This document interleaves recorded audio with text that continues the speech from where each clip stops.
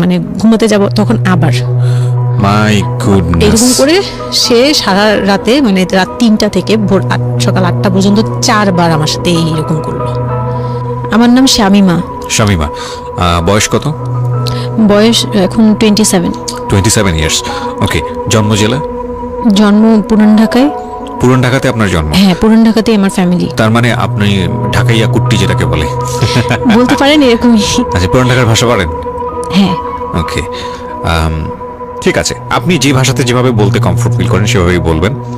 তো আমাদের এই যে অনুষ্ঠানটি জীবন গল্প, এটা নিশ্চয়ই আপনি শুনেছেন এর আগে? হ্যাঁ, শুনেছি। ওকে, ঠিক আছে, তাহলে আপনার আইডিয়া আছে। জি বলুন, আপনি কি গল্প আজকে আমাদেরকে শোনাতে এসেছেন? আমি আমার ছোটবেলা থেকে মানে জন্ম থেকেই শুরু করতে চাচ্ছি। জি শিওর। আমি হচ্ছি আমার বাবা যিনি ছিলেন উনিও পুরান ঢাকার, আমার মাও পুরান ঢাকার। তো আমি যদি আমার গল্পটা বলতে চাই তাহলে আমার একদম জন্মের আগে মানে আমার বাবা আমার বিয়ে থেকে শুরু করতে চাচ্ছি। নিশ্চয়ই নিশ্চয়ই, নো প্রবলেম। তো আমার বাবা ছিলেন একজন ব্যবসায়ী পুরান ঢাকার। আচ্ছা। আর আমার মানে পাশাপাশি উনি হোমিওপ্যাথিক ডাক্তারও ছিলেন। ওকে। তো খুব ভালো একজন মানুষ ছিলেন। আর আমার আম্মু ছিলেন জমিদার, মানে জমিদার টাইপের, পুরান ঢাকায় লাইক জমিদার যেরকম থাকে আর কি, জমিদার বাড়ির মেয়ে ছিলেন। মানে পুরান এমন কি ছিল যে আগের পিতামহ বা প্রপিতামহ যেটাকে বলি জমিদার ছিল, এরকম? হ্যাঁ, এরকম মানে আমার নানাই ছিলেন জমিদার। ওই এলাকার সব বিচার সালিশ উনি করতেন, প্রভাবশালী খুব। জি। তো ওই দিক থেকে আমার বাবা তো বিয়ের প্রস্তাব দেয়নি, মানে ফ্যামিলি থেকেই। আমার বাবার আবার একটা বিয়ে করেছিলেন আরো 8 বছর আগে আমার আম্মুকে বিয়ে করার, ওটা ছিল লাভ ম্যারেজ। তো আব্বু আর ওই বড় আম্মু একসাথে পড়াশোনা করতেন, ওই দিক থেকে দুজন পরিচয় হয়ে বিয়ে হয়েছিল। কিন্তু 1.5 বছর পরে আমার ওই বড় আম্মু মারা যায়, অসুস্থ হয়ে মারা যান। তারপর আমার আব্বু আর বিয়ে করবেন না এরকম বলেছিলেন যে আর বিয়ে করবো না। তারপর প্রায় 8 বছর পরে আমার দাদু আর ফুপ্পিরা মিলে মানে আমার আম্মুকে চুজ করে তারপর বউ করে নিয়ে আসেন। তো আমার আম্মু খুব অসুস্থ থাকতেন প্রায়, একটু ফিজিক্যালি একটু দুর্বল। তো ওইখান থেকে আমার আম্মুর বিয়ের প্রায় 2-3 বছর পরে আমার একটা বোন হয়। সেই বোনটা মারা যায় 6 মাসের মাথায়। আমার বোনটা মারা যায়। বোনটা মারা যাওয়ার পরে আমার আরেকটা কথা আমি এখানে ভুলে গেছি, যে আমার যে ফার্স্ট মা ছিলেন মানে বড় মা, আমার আব্বুর যে রিলেশন ছিল, ওইখানে একটা মেয়ে হয়েছিল। ওই মেয়েটার প্রায় 6 মাসের মাথায় মানে পেট খারাপ করে অসুস্থ হয়ে মারা যায়। তো তার পরপরই আমার বড় মাও মারা যায়। তো ওইখানে হচ্ছে আমার ওই বাচ্চাটা ছিল মেয়ে বাচ্চা। হ্যাঁ, তো ওর পরে আমার আব্বু 8 বছর পর বিয়ে করে। তারপর আমার মার একটা মেয়ে হয়, ওই মেয়েটাও মানে ওই মেয়েটা হচ্ছে জন্মের সময় মারা যায়, আর ওই ফার্স্টেরটা হচ্ছে 6 মাস পর মারা যায়। তো এই মেয়েটা হচ্ছে জন্মের সময় মারা যায়।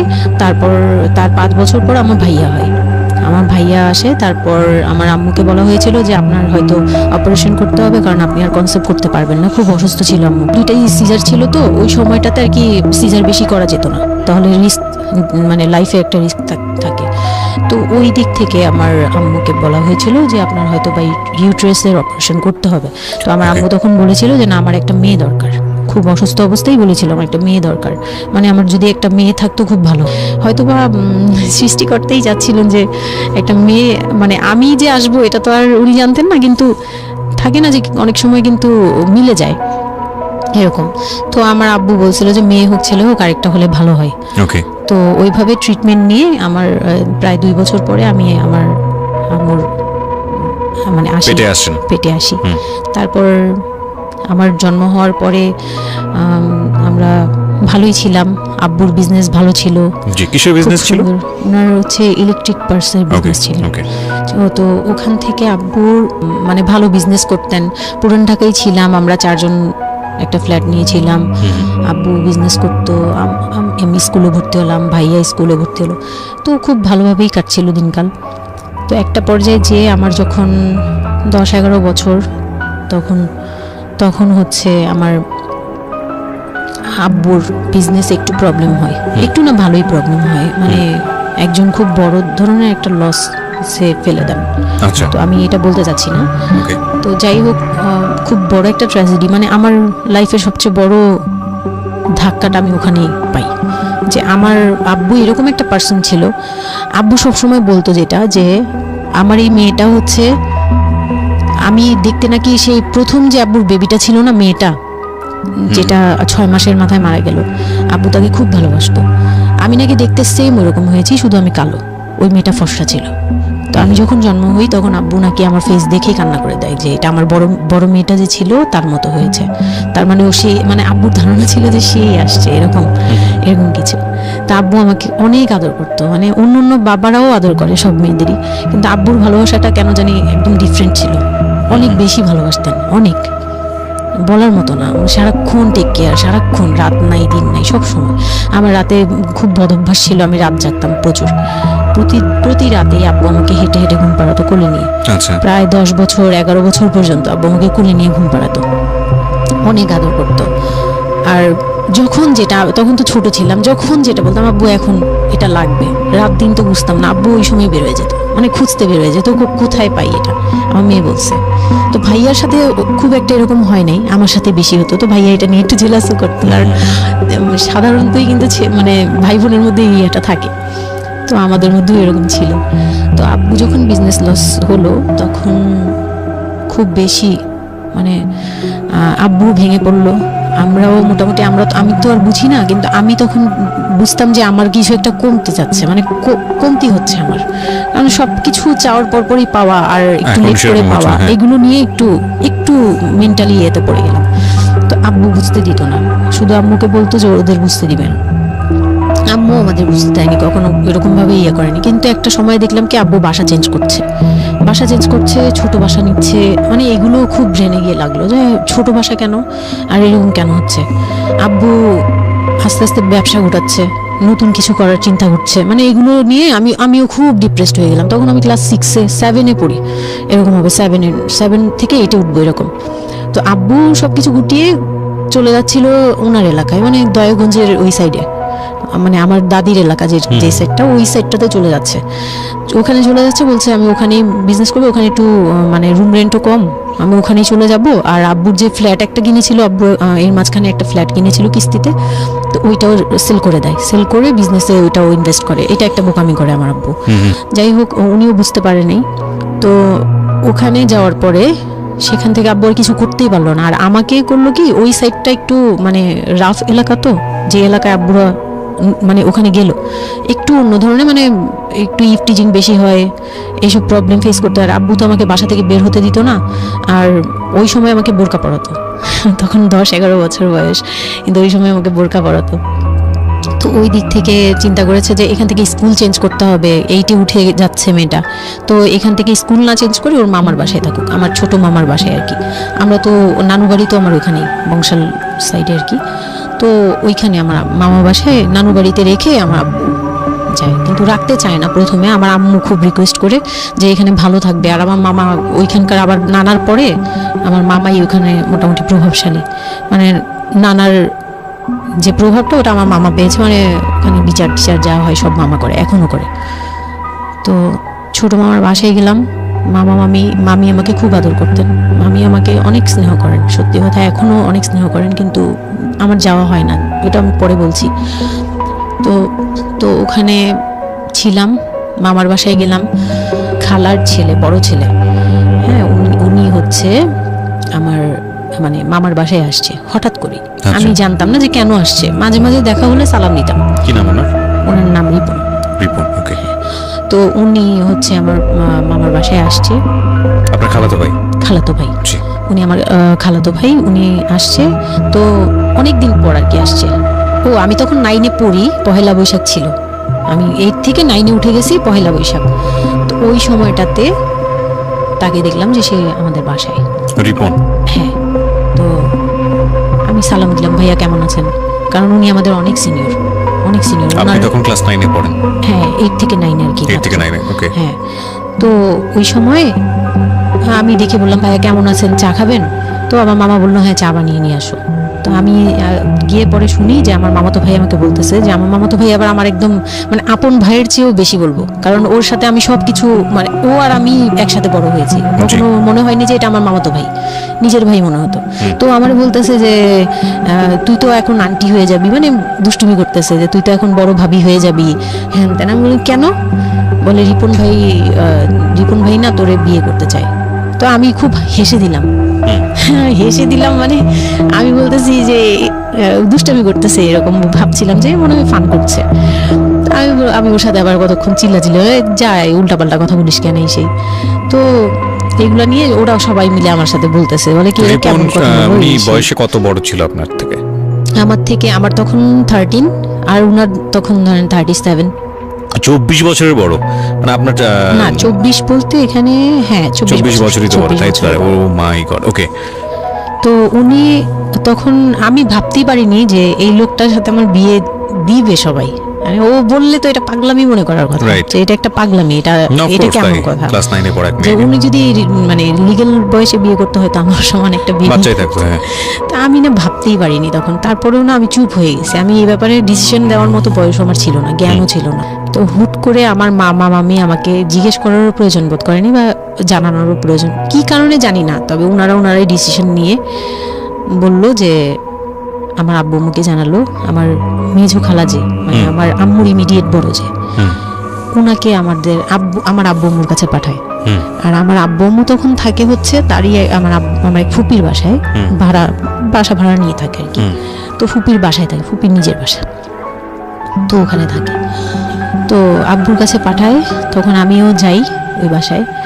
তো আমি তো আর জানি না এই কথা বলতে আসবে। আমি আবার ভাইয়ার সাথে বসে বসে গল্প করতে থাকি, ভাইয়া ছিল, ফুফাতো বোন ছিল, আমরা একসাথে গল্প করতে থাকি।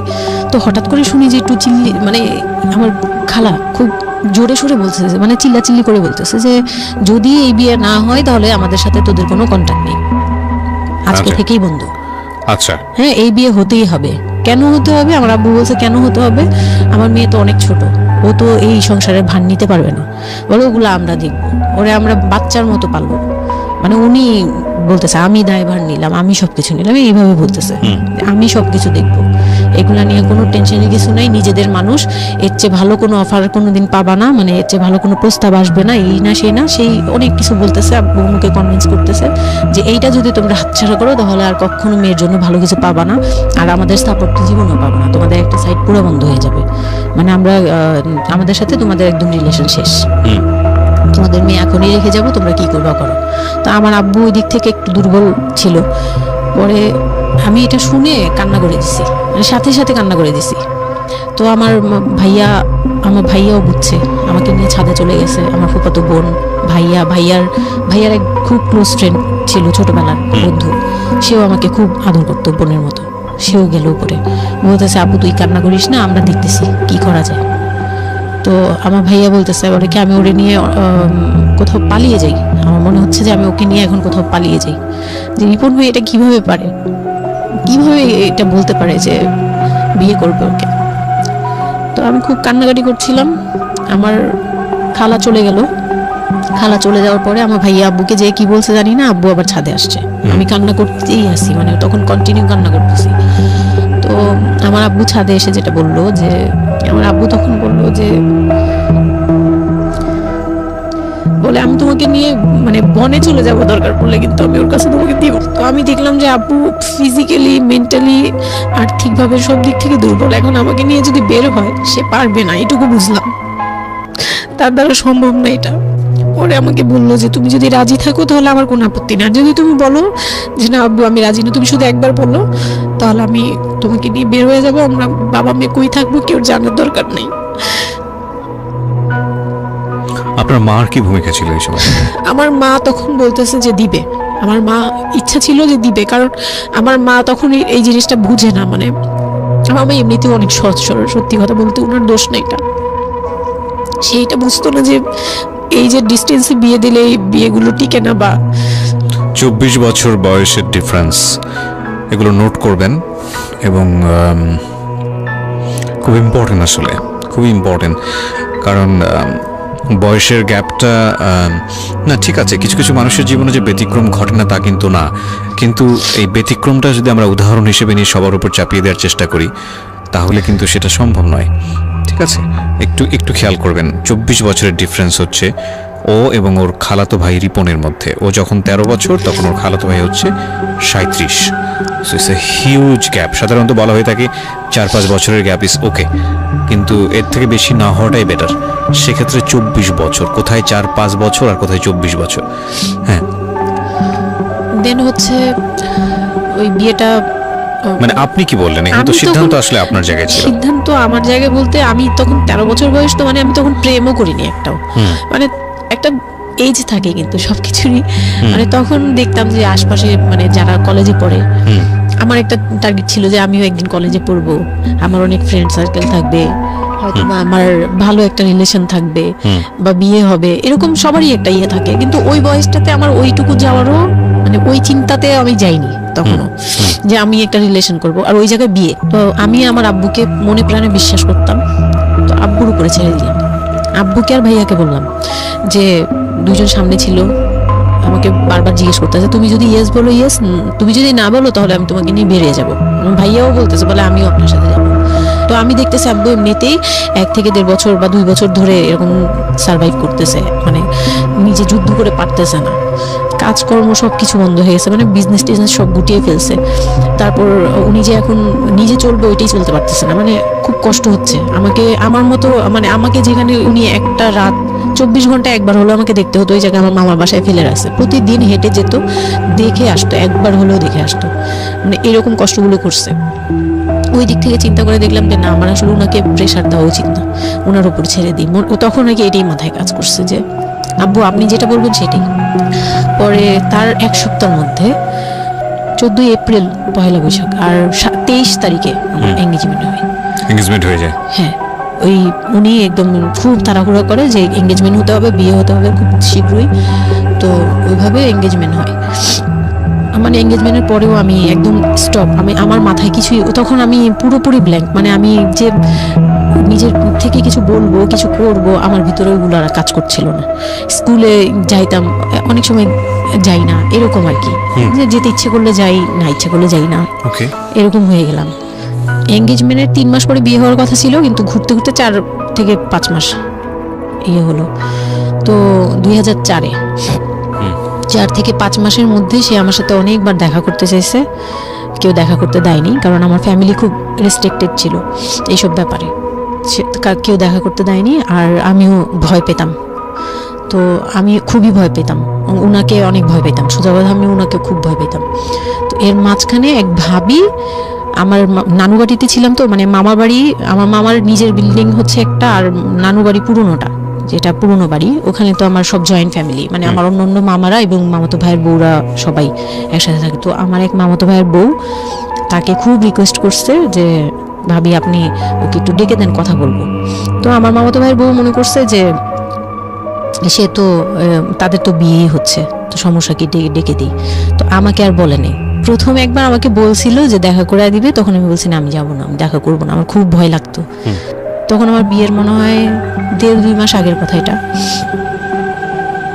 তো আমার মামাতো ভাইয়ের বউ আমাকে ডাকছে যে কিছু একটা বলে, মানে জামা বানানো বা সামহাও এরকম কিছু একটা, অনেক বছর আগে, তো ভুলেও গেছি যে কি একটা কারণে আমাকে ডাকছে সে। তো আমি গেলাম, একদম মনের অজান্তেই গেলাম। গিয়ে পরে রুমে গেছি, পরেই দেখি হইলো মানে রিপন বসে আছে। তো বসে আছে দেখে না আমার একদম খুব একটা আঘাত লাগলো যে এই ভাবি আমাকে এইভাবে নিয়ে আসলো। আর ভাবি তো মজা করে, মানে ওনারও দোষ না, উনি ভাবতেছে যে নতুন বিয়ে হবে, ওদেরকে একসাথে করিয়ে এসে। তো উনি বললো কি আচ্ছা তোরা বস, আমি চা নিয়ে আসি, এরকম বলে উঠে গেল না, আমার আরো ভয় লেগে গেছে। আর তখন আমি গিয়ে দেখতে পারলাম যে ওই লোকটার আচরণ খুবই খারাপ। মানে আমার কাছে তখন মনে হয়েছে যে কেন মনে হলো এটা, কেন মনে হলো, হুট করে ভাবি যখন গেল, সে সাথে সাথে আমার পাশে এসে বসছে এবং আমাকে মানে খুব মানে নোংরা ভাবে টাচ করতেছে। তখন আমার বয়স খুব ছোট, তো স্বাভাবিক না এটা আমার কাছে ভালো না লাগার কথাই, কারণ মানে কথা হয় আমি না। তাকে বড় ভাই জানি। এক্স্যাক্টলি, মানে কয়দিন আগেও তো সালাম কালাম দিয়ে দূরে থেকে কথা হ্যাঁ, বড় ভাইয়া বলতাম, সবাই মানে তাকে বড় ভাইয়াটাকে আমিও বড় ভাইয়া ডাকতাম ওই ইয়ে থেকে। আর সেই লোকটা এসে আমাকে মানে খুব অপ্রীতিকর ভাবে জড়িয়ে ধরতেছে, তারপর জড়াজড়ি করতেছে, মানে খুব ঘেন্না লেগে গেল। আমি খুব জোরাজোরি করে আমি বললাম আমি এখন চিল্লাচিল্লি করবো, মানে তখন আমার খুব খারাপ লাগতেছিল, তখন বললাম আমি চিল্লাচিল্লি করবো বলে আমি একটু জোরে বলছি। পরে উনি আমাকে ছেড়ে দিছে, আমি এমন দূর দিছি একবারে সরাসরি মানে মামার বাসায় চলে গেছে, আর আসিনি। আর ওখানে গিয়ে অনেক কান্নাকাটি করছে যে এখন তো নাও করা যাবে না, আর এই লোকটা এরকম কেন, এই লোকটা তো তাহলে বিয়ের পরে, মানে আমার একটা ভয় ঢুকিয়ে গেছে যে এই লোকটা তো তাহলে আমাকে না জানি কি করবে, এরকম একটা ভয় ঢুকিয়ে গেছে। তখন তো ছোট ছিলাম, আর আমাদের ওই সময়টাতে তো এত মিডিয়া ছিল না যে আমরা এত কিছু বুঝবো যে এক্স্যাক্টলি মানে এক্স্যাক্টলি এই আর কি। তো ওখানে তারপর 1.5 থেকে 2 মাস পরে বিয়ে হলো। এর মাঝখানে অনেকবার ফোন টোন করতো, এই করতো, আমি রেসপন্স করতাম না। তো বিয়ে যেদিন হলো, বিয়ের রাতের কথাটা কি বলবো। নিশ্চয়ই আপনার যদি মনে হয় যে বিষয়টা সামাজিকতার জায়গাটা থেকে খুব সেন্সিটিভ, একটা মেয়ের মানসিকতার জায়গাটা থেকে, যেটা কোনো আসলে এটা রকমভাবে- আমার বলার মতো শক্তিও নাই। সত্যি কথা বলতে আমি এটাই আমার লাইফের সবচেয়ে বড় ট্র্যাজেডি, বিয়ের রাত। হয়তো আপনি খেয়াল করছেন কিনা জানি না, কিন্তু আপনি মাঝখানে বললেন যে আমি অ্যাফেয়ার করবো কিভাবে, আমার মন তো তখনই ভেঙে দিছে। আমার ভিতরে একটা ভয় কাজ করে।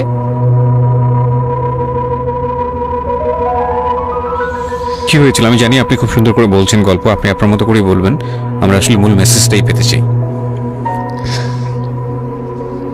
লোকটা হচ্ছে সামাজিকভাবে মানে সবার কাছে খুব ভালো, সবার কাছে ভালো বলতে মানে গলিতে বা এলাকায় কিছু করে না, সেই এলাকায় খুব ভালো ব্যবসা করে, খুব সহজ সরল ভাবে দোকানে যাচ্ছে, আসতেছে, খাচ্ছে, ঘুমাচ্ছে, normal। আমার সাথে যেদিন বিয়ে হলো সেদিন খুব বৃষ্টি।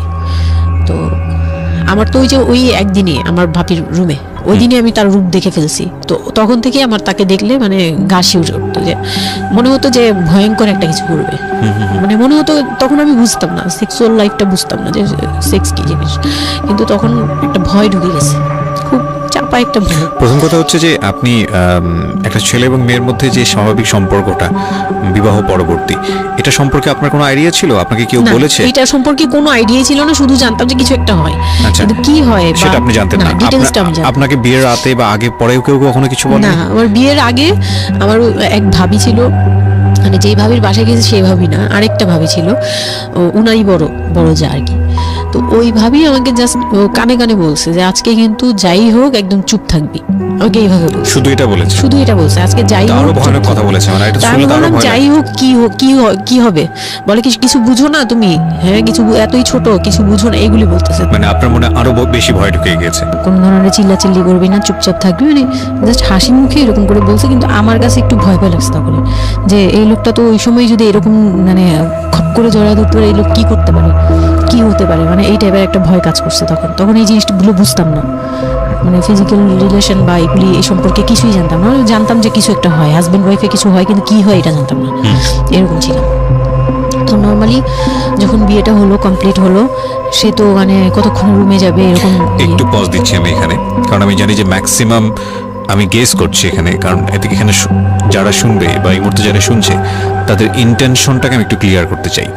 সেটা হচ্ছে আমরা এটা বলি যে this is an entertaining show, but এই জীবন গল্প বলেন বা আমার লাস্ট 7-8 ইয়ার্সের ক্যারিয়ারে আমি রেডিওতে যে ধরনের প্রোগ্রাম করেছি, সোশ্যাল অ্যাওয়ারনেসের জায়গাটা থেকে এটা কি ধরনের ভূমিকা রেখেছি সেটা আপনারা আপনাদের জায়গা থেকেই ভালো মূল্যায়ন করতে পারবেন। বাট আমি একটু করজোরে আপনাদের কাছে একটা মিনতি করতে চাই, এই ঘটনাটাকে সিনেমা হিসেবে না দেখে, সিনেমার পর্দায় কিছু একটা ঘটতে যাচ্ছে এরকম একটা কিছু হিসেবে না দেখে, রেডিও হিসেবে না দেখে, একটু নিজের জায়গা থেকে চিন্তা করে দেখবেন, বা যদি বিষয়টা এরকম হয় একটা মানবিক জায়গা থেকে একটু চিন্তা করে দেখবেন।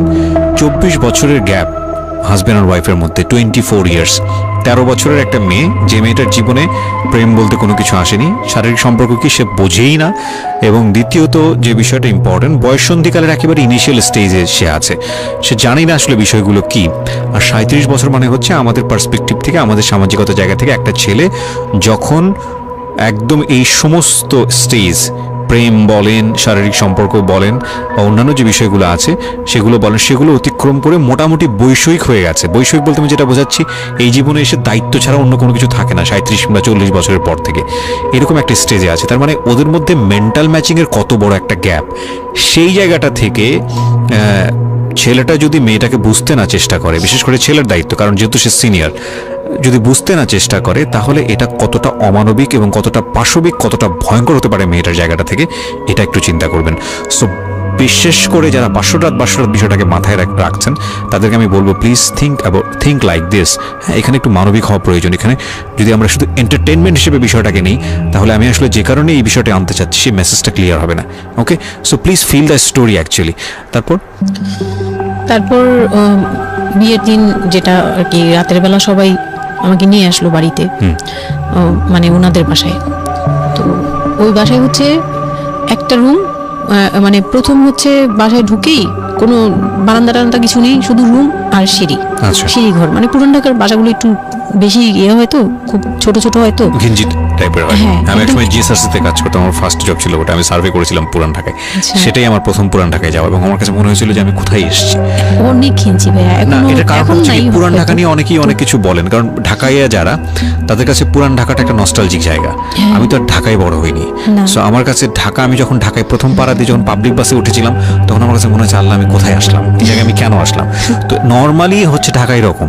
তারপরে যখন পুরান ঢাকায় গেলাম, পুরান ঢাকার সাথে আমার ওই ধরনের অ্যাটাচমেন্ট কখনোই ছিল এটা না। অনেক বেশি, অনেক ঘিঞ্জি ভাইয়া। আমার মনে আছে চকবাজারের যেই চকবাজার নামে একটা যে জায়গা আছে, ওখানে হ্যাঁ, চুরি পট্টি চকবাজার। বা কি যেন একটা আছে না, যে মেয়েদের কসমেটিক্স বিক্রি করে, হ্যাঁ। ম্যাক্সিমাম হচ্ছে নকল, আমি জানি না এখন কি রকম আছে। তো আসল আমি নকল, জীবনে হ্যাঁ, কোনোদিন সবই দেখি আছে। নাই যে একটা মানুষ আরেকটা মানুষকে গলি দিয়ে ক্রস করতে পারে। এবং ইন্টারেস্টিং বিষয় হচ্ছে, এখানে তো মেয়েরা ঢোকেই না, এবং ওর ঢোকার পরে উপরে ছাদ, মানে এমন ভাবে বিল্ডিংটা, অনেকগুলো বিল্ডিং মিলে ওই এলাকাটা, হ্যাঁ, ওখানে ধাক্কা আকাশ দেখা লাগবে, যায় না। মানে এরকম একটা অবস্থা যে একজন আরেকজনকে ক্রস করতে খুব ভয়ানক, মানে রীতিমতো ভয়ানক অবস্থা। আর আমি সার্ভে করেছিলাম, যেহেতু আমি বিল্ডিং গুলো সার্ভে করতাম, মানে অনেক, আমি একটা ইউনিভার্সিটিতে অনার্স দিয়ে, না অনার্সের থার্ড ইয়ার বা সেকেন্ড ইয়ারে থাকা অবস্থার ঘটনা এটা। আমি সার্ভে করেছিলাম বিল্ডিং গুলো, তো সেই সময় ওই সময়টাতে আমার একটু জানা হয়েছে আর কি। তো আসলে ভয়ানক রকমের কিনছি। হ্যাঁ, তো বলুন যেটা বলছিলেন। তো যেটা বলছিলাম যে ওই রাতে ওই একটা রুম, এরকম রুমের উপরে রুম, তার উপরে রুম, মানে সিঁড়ি রুম, সিঁড়ি রুম এরকম। আর প্রথম যে রুমটা, মানে নিচতলায় যে রুমটা ছিল, সেই নিচতলা রুমের সিঁড়ির নিচে ছিল চুলা আর বাথরুম, সিঁড়ি কর্নারে। ওকে মানে এটা হচ্ছে ওদের নিজের বাড়ি, ওকে, এইটুকুই ছিল এই মানে room টা। তিনটা রুম, মানে হচ্ছে হলো এক ধরনের বিল্ডিং, একটা বিল্ডিং, একতলা দুতলা তিনতলা এরকম বিল্ডিং বা তিনতলা তিনটা বিল্ডিং, রুম। হ্যাঁ তিনতলা বিল্ডিং, কিন্তু তিনটা room। সিঁড়ি আর রুম, সিঁড়ি আর রুম।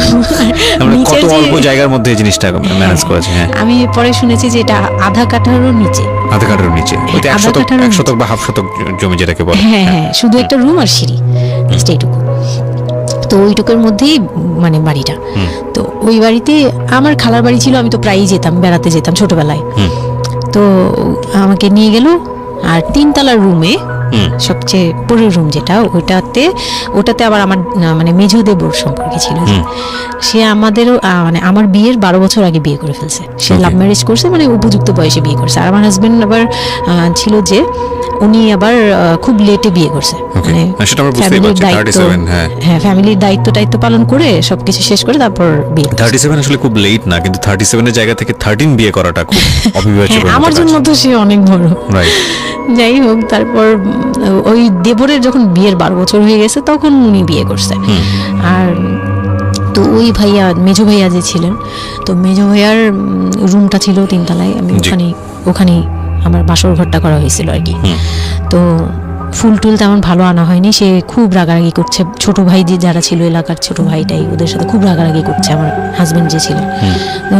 এটা কোনো ঘর সাজানো হলো এই সেই বলে টলে বলতেছে, এখন তোমরা বের হও, অনেক হয়েছে, এখন তোমরা যাও, মানে খুব রাগারাগি করতেছে। তো আমি রাগ দেখে আরো ভয় পেয়ে গেছি প্রথম রাত। তারপর আবার আমি মানে এই অবস্থায় আসছি, বউ হয়ে আসছি, আমার শরীরে ভারী গহনা, শাড়ি টাড়ি, মানে আমি এগুলোর ওজন নিতে পারছি না। 4-5 ঘন্টা হয়ে গেছে আমাকে এগুলো পরায় রাখা হয়েছে, ভারী মেকআপ দেওয়া হয়েছে, আমি এগুলো কখনো ইউজ করিনি ফার্স্ট লাইফে। মানে আমি দেবীর মতো সেজে বসে আছি, এরকম একটা ইয়ে। তো খুব ভয়েও কাজ করছে, নার্ভাসনেস। তারপর এখন কি হবে, সবাই Right. বের হয়ে গেলে কি হবে, এটা একটা টেনশন। আর শুধু মানে কেমন জানি একটা ফিল। যেটা সাধারণত নর্মালি হওয়া উচিত একটা ছেলে এবং একটা মেয়ের জায়গাটা থেকে, এটা হচ্ছে জীবনের সবচেয়ে সুন্দরতম মুহূর্তের একটা, রাইট? আমরা সেটাই হ্যাঁ। চিন্তা করি না। একটা মেয়ের জীবনে স্বপ্ন থাকে তার একটা বাসর রাত কিংবা ফুলসজ্জার রাত, আমরা যেটাই বলি সেটা নিয়ে। একটা ছেলের জীবনেও নিশ্চয়ই থাকে, এবং সেটা চমৎকার হয়ে সারা জীবন স্মৃতি হয়ে থাকুক, এরকম কিছু একটা থাকে। হ্যাঁ, কিন্তু- এবং সেখানে বিষয়টা যদি এরকম হয় যে একটা মেয়ের জীবনে আতঙ্কের রাত এবং ভয়ানক রকম আমার আতঙ্কের লাইফে একটা, সবচেয়ে বড় আতঙ্কের রাত ছিল ওটা। এবং আমি তাহলে এখনো আপনি ভয় চিন্তা করে লাগে। দেখতে পারেন, সে। এবং সেটাকে যারা আজকে এই রেডিও যারা শুনে, যারা এটাকে এন্টারটেনমেন্ট হিসেবে নিচ্ছেন, তাদের জায়গা থেকে আমি বলতে পারি যে এখানে নিজেরও কিন্তু একটা পরিচয়ের বিষয় আছে। হ্যাঁ, মানে নিজের পরিচয়টা নিজের কাছে কি দিচ্ছেন একটু চিন্তা করে দেখেন। ঘটনার ভেতরে ঢোকার চেষ্টা করুন, এই মেয়েটার মানবিক অনুভূতিটাকে জানার চেষ্টা করুন, অন্য কিছু নয় প্লিজ। কজ আমরা আমাদের সামাজিকতার জায়গাটা থেকে মেয়েদের এই বিষয়গুলোকে উইথড্র করে বা না ভেবে তাদেরকে কখনো কখনো সারা জীবনটা ধ্বংসের দিকে ঠেলে দিই। হয়তো মেয়েটার ক্ষেত্রে এরকমই কিছু হয়েছে, আমরা একটু সামনের দিকে আগাবো। জি, তারপর উনি আমাকে আমি তখন শাড়ি টাড়ি পরা, গহনা পরা, তো খুব নর্মালি সবাই চলে গেলে পরে খুব নর্মালি আমাকে বলতেছে যে ড্রেসটা চেঞ্জ করো, শাড়িটা চেঞ্জ করো, গহনাটা অনেক চেঞ্জ করো। তো আমি আমার লাগেজ থেকে একটা 3 পিস নিলাম, ওই 3 পিসটা নিয়ে ওয়াশরুমে চলে গেলাম। ওয়াশরুম বলতে ওই যে উপরের রুমেই একটা ওয়াশরুম আছে, আর নিচের রুমে মানে উপরের রুমে তো আর সিঁড়ি ঘর নাই, সিঁড়ি ঘরটাতেই একটা ওয়াশরুম ছিল, ছোট্ট একটা টয়লেট ছিল। ওইটাতে গিয়ে আমি চেঞ্জ করলাম খুব কষ্টে, চেঞ্জ করে তারপর মুখের মেকআপ টেকআপ এগুলো ওয়াশ করে আসলাম। তারপর আসার পরে উনি বলতেছে উজু করে আসো। হ্যাঁ, তো আমি উজু করলাম, উনি উজু করছে করে, মানে প্রথম রাতে নাকি নামাজ পড়তে হয় সবাই বলে দিছে, তো ওই নামাজ পড়লো আমাকে নিয়ে। নামাজ পড়ার পরে বেডে গেলাম, মানে আমি বিছানায় যে বসলাম, খুব ভয়ে ভয়ে আছি যে কি বলবে কি করবে জানি না। তো উনি আমার পাশে এসে বসে আমাকে ফার্স্ট কথা যেটা বললো, মানে এইটাই ফার্স্ট কথা ছিল যে আমি তো ওই ফ্যামিলির বড় ছেলে, আর তুমি তো আমাদের ফ্যামিলির সবাইকে চিনো জানো, তোমার তো আর চেনা জানার দরকার নেই। আর আমার তখন ওনার মা মারা গেছে 3-4 বছর, মানে 3 বছর হবে এরকম, 3 থেকে 4 বছর এরকম হবে। বলে আমার মা মারা যাওয়ার পরে আমি এখন সংসার দেখি, আমার হয়ে আমার মার জায়গাতে এখন তুমি। এটা শোনার পর আমার কাছে মনে হলো আস্ত একটা বাড়ি আমার মাথার উপর পড়লো। এটা আমি যেখানে নিজের মানে এটা একটা বিষয়, ওই কথাটা কিন্তু খুব সুন্দর বলেছে, মানে ওর 37 ইয়ার্সের জায়গাটা থেকে এটা খুব সুন্দর একটা কথা। কিন্তু কথা হচ্ছে 13 বছরের একটা মেয়ে কেন এটা বুঝতে যাবে? ও কিন্তু এটাই বুঝেছে যে এই এত 3 তলা একটা বাড়ি, 3 রুমের একটা বাড়ি ওর মাথার উপরে দিয়ে দেওয়া হলো। দেখুন, এই জিনিসটাই আমি আপনাদেরকে বোঝানোর চেষ্টা করছি যে আসলে সবকিছুর একটা বয়স থাকে। হ্যাঁ, এবং ছেলেটার জায়গা থেকে কিন্তু খুব সুন্দর নামাজ পড়েছে, বসছে, এখন পর্যন্ত আমাদের কাছে ভালোই লাগছে শুনতে। কিন্তু এটা আসলেই কেউ বুঝতে চাইবে? 13 বছরের মেয়েটাকে এই জিনিসটা বুঝতে চাইবে? এইটা বোঝাটা জরুরি ছিল। হ্যাঁ, তারপর উনি যেটা বলছে যে আমার ভাই বোন আছে, সবাই আমার ছোট, কিন্তু আমার তো প্রায় 10-12 বছরের বড়। ওনার যে 10-12 বছরের ছোট, সে আমার 12-13 বছরের বড়। মানে তাকে আমি ছোটবেলা থেকে এইভাবে দেখে অভ্যস্ত। তো এইগুলো চিন্তা ভাবনা, মানে ওই সময় তো আর এত কিছু কিন্তু ওনার ছোট ভাই বোন এগুলা, মানে ওনার কাছে তো এগুলো বাচ্চা এখনো, আর আমার কাছে তারা অনেক বড়। আমি তাদেরকে কি টেক কেয়ার করবো, তারা আমাকে করবে, মানে আমার এরকম একটা বিষয়টা তাই। হ্যাঁ, তো আমি চুপ হয়ে শুধু শুনছিলাম, ও আচ্ছা, মানে আমি কিছু বলার মতো ভাষাও পাচ্ছি না, বা আমি কি বলবো, আমার এখানে ডায়লগই কি ছিল, মানে আমি এরকম মনে হচ্ছে যে কেউ আমাকে একটা স্ক্রিপ্ট ধরায় দিত, আমি একটু দেখে আমাকে কেউ কিছু বলেও না, এই লোক কি বলতেছে। তো যাই হোক, এই কথাটার পরে মানে যখন উনি এটা বলার পরে বলতেছে যে তুমি, আমাদের একটা মানে রুলস আছে, বিয়ের পরে নাকি বাসর ঘরে নাকি কিছু দেয়, হাজবেন্ড ওয়াইফকে কিছু দেয়, তারপর নাকি টাচ করে, এরকম কিছু একটা। তো আমাকে বলতেছে যে তোমার কি আমার উপর কোনো দাবি আছে, মানে এইগুলো আমি জানতাম না, এগুলো আমি অনেক পরে গিয়ে শুনছি। এগুলো অনেক পরে গিয়ে জানছি যে এই সময় নাকি কিছু চাইতে হয়, মানে এই সময় যা চাইবে তাই দিতে হবে, এরকম কিছু একটা। তো এটাও আমাকে কেউ বলে দেয়নি। আমি এই সময় একটা লসে পড়ে গেলাম না, মানে এরকম মনে হচ্ছে এখন আর কি। তো তখন আমাকে এটা কেউ বলে নাই। বাই দ্য ওয়ে, আমরা যার গল্প আজকে এখানে শুনছি উনি হচ্ছেন শামীমা। ওনাকে যদি আপনারা দেখতে চান, আমাদের যিনি আজকে গেস্ট, আমরা একটা ছবি দিয়ে দিয়েছি। তো আমি বললাম যে না, আমি জানতাম না দাবি জিনিসটা কি। তো না বলার পরেই সে তো মানে আমার কাছে খুবই, মানে এই কথাগুলো বলতে আমি বলতে পারবো না। না, ঠিক আছে, বলার দরকার নেই, আমরা জাস্ট সিচুয়েশনটা বুঝতে যাচ্ছি যে ওইটা আমার ফার্স্ট নাইট ছিল, আর আমি ওগুলা মানে ওই ফিজিক্যাল ব্যাপারগুলো আমি বুঝতাম না, ওই সময়টাতে বোঝার কথাও না, বুঝতামও না, একদমই বুঝতাম না যে এই হয়। তো যখন উনি শুরু করলো, শুরু থেকে শেষ পর্যন্ত মানে খুব অল্প সময়ের মধ্যে খুব অমানবিকভাবে, মানে এটা এখন বর্তমানে যদি আমি কল্পনা করতে যাই, তাহলে এটা একমাত্র পারে রেপিস্টরাই পারবে, এটা রেপ ছাড়া কিছু ছিল না। এখন বুঝি, ওই সময় বুঝতাম না। আর ওই সময় আমি এগুলো বুঝতাম না দেখে, আর আমাকে একটা কথা বলা হয়েছিল, আমার মাথায় একটা জিনিস কাজ করছিল যে ভাবি বলছে যে এইখানে যা হবে এগুলো সবই ঠিক। হ্যাঁ, এখানে যাই হোক, মানে ভেঙে বলেনি, বলছে তোর সাথে আজকে যা হবে এটি ঠিক, আর এটা মেনে নিতে হবে, আর এটা যদি না মেনে নিস তাহলে মানে এই ধরনের একটা বলছে যে এটা আজকের রাতের কোনো চিল্লাচিল্লি করা যাবে না। তো আমিও চুপ করে, আমার কাছে মনে হচ্ছিল কেউ আমাকে ছুরি দিয়ে আঘাত করতেছে, মানে মনে হচ্ছিল যে কেউ আমাকে ছুরি দিয়ে আঘাত করতেছে, আর আমি ব্লাড দিয়ে পুরো মানে আমার শরীরে সব যাচ্ছে। ব্লাড বের হয়ে যাচ্ছে, আমার এরকম মনে হচ্ছে যে আমার শরীর থেকে সব ব্লাড বের হয়ে যাচ্ছে, আমি মানে গরু কাটলে যেরকম ইয়ে করে না, আমি এরকম কাঁপতেছি, ওরকম কাঁপতেছি। কিন্তু সে তার কাজ করলো। আমি খুব অবাক হয়েছি যে আমি উঠে বসতে পারতেছিলাম না, সে আমাকে টান দিয়ে উঠে বসাইছে, বসায় বলতেছে ওয়াশরুমে যাও। আমি ওয়াশরুমে কিভাবে গেছি আমি জানি না, আমি খুব ধরে ধরে খুব মানে খুব কষ্টে কাঁপতে কাঁপতে ওয়াশরুমে গেলাম, ফ্রেশ হয়ে আসলাম। আসার পর আমি খুব কষ্টে যে আমি যখন বিছানায় মানে ঘুমোতে যাব তখন আবার মাই গুডনেস, এরকম করে সে সারা রাতে মানে রাত 3টা থেকে ভোর সকাল 8টা পর্যন্ত 4বার আমার সাথে এইরকম করলো। আমি আর সকালে উঠতে পারি না, মানে আমি উঠে বসতে পারি না। তারপর 2-3 দিন কি হয়েছে আমার মাথায় নেই, মানে আমি এখন আর এটা বলতে পারবো না, কারণ আমি পুরো সেন্সলেস ছিলাম। আর উনারে দেখলেই আমি ভয় লাগতো। সে যতবার আসতেছে সামনে, 2-3 দিন আপনি সেন্সলেস অবস্থায় ছিলেন? আমি জানি মানে আমি সেন্স ছিল, কিন্তু আমি এখন গল্পটা বলতে পারবো না যে এই 2-3 দিনে কি কি হয়েছে। আচ্ছা আচ্ছা। এই 2-3 দিন আমার বৌভাত হয়েছে, আমাকে পার্লারে নিয়ে যাওয়া হয়েছে, কিন্তু আমি নিস্তব্ধ। আর তখন আমার মানে শারীরিক কন্ডিশন খুব খারাপ, কিন্তু সবাই বুঝতেছিল, কিন্তু কেউ বুঝতে দিচ্ছিল না আমাকে। মানে এভরিবডি অ্যাভয়েড দিস, মানে সবাই জিনিসটাকে অ্যাভয়েড করে। অ্যাভয়েড করছে, তারা পার্টিটাকে এনজয় এটা করছে। শুধু আপনার ফ্যামিলির সমস্যা না, এটা আমাদের পুরো সমাজেরই সমস্যা।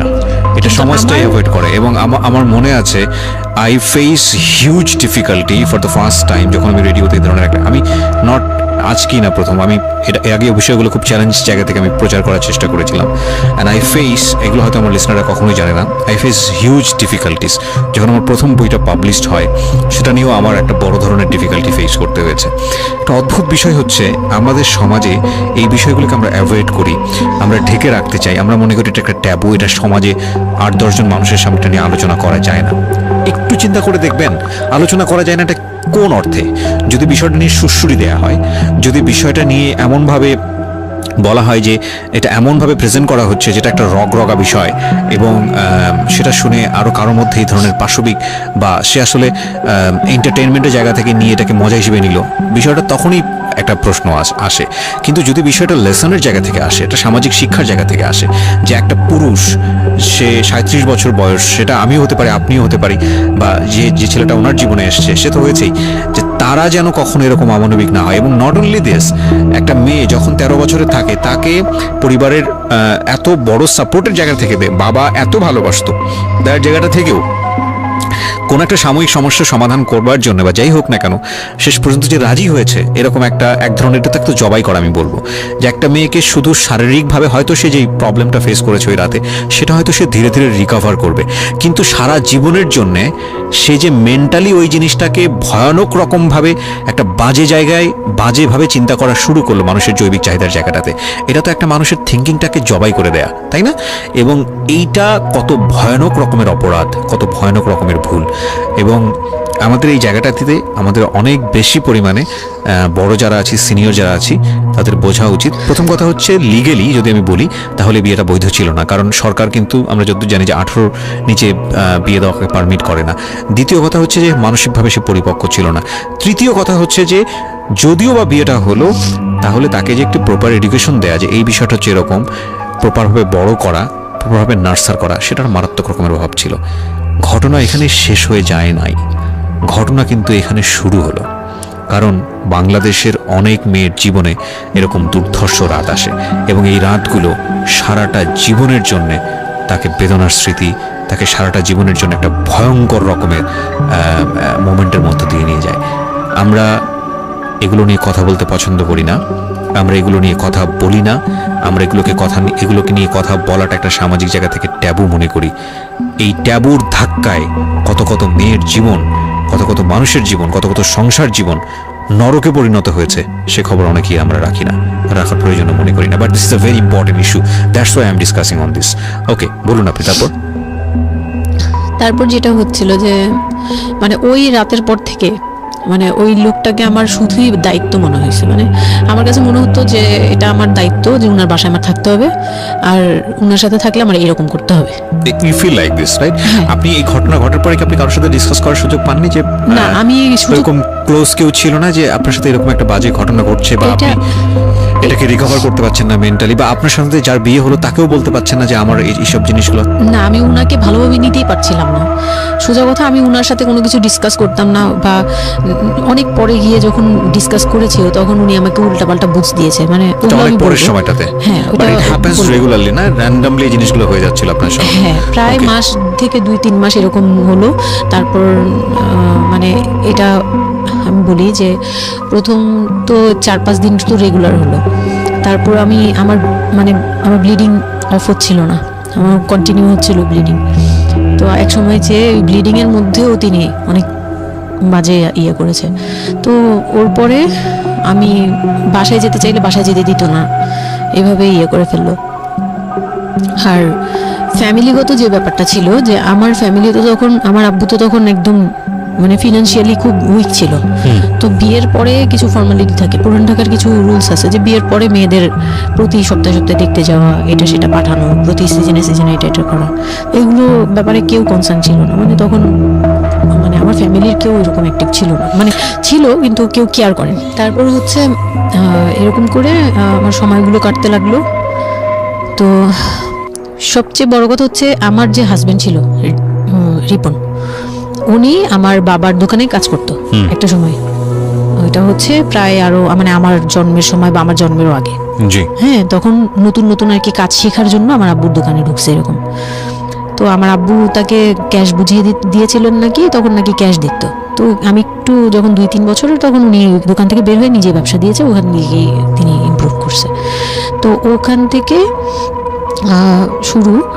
আর আমাকে যখন বিয়ে দিছে, মানে আমার যখন বিয়ে হয়েছে, তো ওই রিপন যিনি, ওনার উদ্দেশ্য ছিল যে আমি আমার নানু বাড়ির অংশ পাবো, মানে সম্পদ। আমার নানু বাড়ি খুব বিশাল, মানে বললামই তো যে খুব বিরাট একটা অংশ।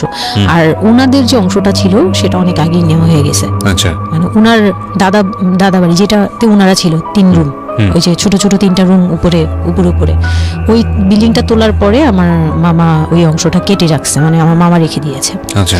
আর আমাদের যে অংশটা ছিল তার লোকটা ছিল যে ওই বাড়িতে আমি একটা রুম হলেও পাবো। ওকে। হ্যাঁ, তো আমার আম্মু তো আর ওটা নেয়নি।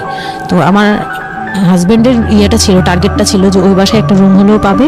আর পুরান ঢাকায় একটা রুম মানে অনেক কিছু, মানে ওখানে তো প্রায় 1 কোটি টাকা দাম কাঠা। তো একটা রুম মানে 1 কাঠা না হোক, আধা কাঠা হোক, 50 লাখ টাকা হোক, আমার আসবে, এরকম একটা টার্গেট ছিল তার। তো আর বিয়ের সময় তো অনেক কিছু নিয়ে, মানে গহনা টহনা নিয়ে, ফার্নিচার নিয়ে নানান কথা তো শুনতে হয়েছে। ওগুলোও ফেস করছি, মানে ওগুলো খুব পেইনফুল ছিল ওগুলা। কারণ আমি তখন এত কিছু বুঝি না, আমি তখন মাত্র মানে জামা কাপড় বানাই, ঘুরি ফিরি, খাই দেই, ব্যাস ওই পর্যন্তই। আমি কারো জিনিস নিয়েও মাথা ঘামাই না। ওখানে আমার উপরে প্রেশার আসছে যে আমার ফার্নিচার এমন কেন, আমার গহনা এমন কেন, তুমি বাসায় বলো না কেন, তোমার খাট এখনো আসতেছে না কেন। আমার বিয়ের পর খুব বৃষ্টি ছিল তখন, মানে আমার ফার্নিচার, আমার চাচা ছিল ফার্নিচারের, ওনার বিজনেস। তো আমার চাচার ফ্যাক্টরি থেকেই সবগুলো ফার্নিচার আসবে। তো ওনারা বলতেছে যে জাস্ট একটা কারণেই লেট হচ্ছে, রোদ পাচ্ছি না, রোদ পেলে তারপর কাঠগুলো শুকাবে, তারপরে বানাবে। হ্যাঁ, মানে জয়েন্ট দিলেই এখন এটা ফেটে যাবে, এখন জয়েন্ট দিলে প্রবলেম হবে। এই জিনিসটা ওরা বুঝতেছে না। ওরা বলতেছে কেন দেরি করছে, নাকি ফাঁকিয়ে দিচ্ছে, নানান ধরনের কথা তৈরি করতেছে। আর এই দিক দিয়ে আমি পেইন খাচ্ছি, ওই দিকে এক পেইন, মানে রাতে গিয়ে এক পেইন, দিনের বেলা এই পেইন। মানে আমি পুরো মানসিকভাবে, মানে বলে না যে আমি হয়তো বা প্যারালাইজডের মতো হয়ে গেছিলাম, আমার মানসিক ভাবটা জাস্ট শুনি আর শুনি, কিছু বলতে পারছি না এরকম। আর বাসায় গিয়ে কোনো কিছু বলি না, কারণ আব্বু অসুস্থ, আব্বু মেন্টালি অনেক প্রবলেম। আব্বু যখনই জিজ্ঞেস করে আম্মু তুমি ভালো আছো তো, আমি খালি হাসি দিয়ে বলছি হ্যাঁ। যতবার জিজ্ঞেস করে তুমি খুশি আছো তো, আমি হ্যাঁ। আমি এই একটা কথাই বলছি, হ্যাঁ ভালো আছি। আসলে আমি ভালো ছিলাম না, কিন্তু বুঝতে দেইনি। ওই লোকটার ছোট বোনগুলো আমার সাথে অনেক রাফ বিহেভ করছে।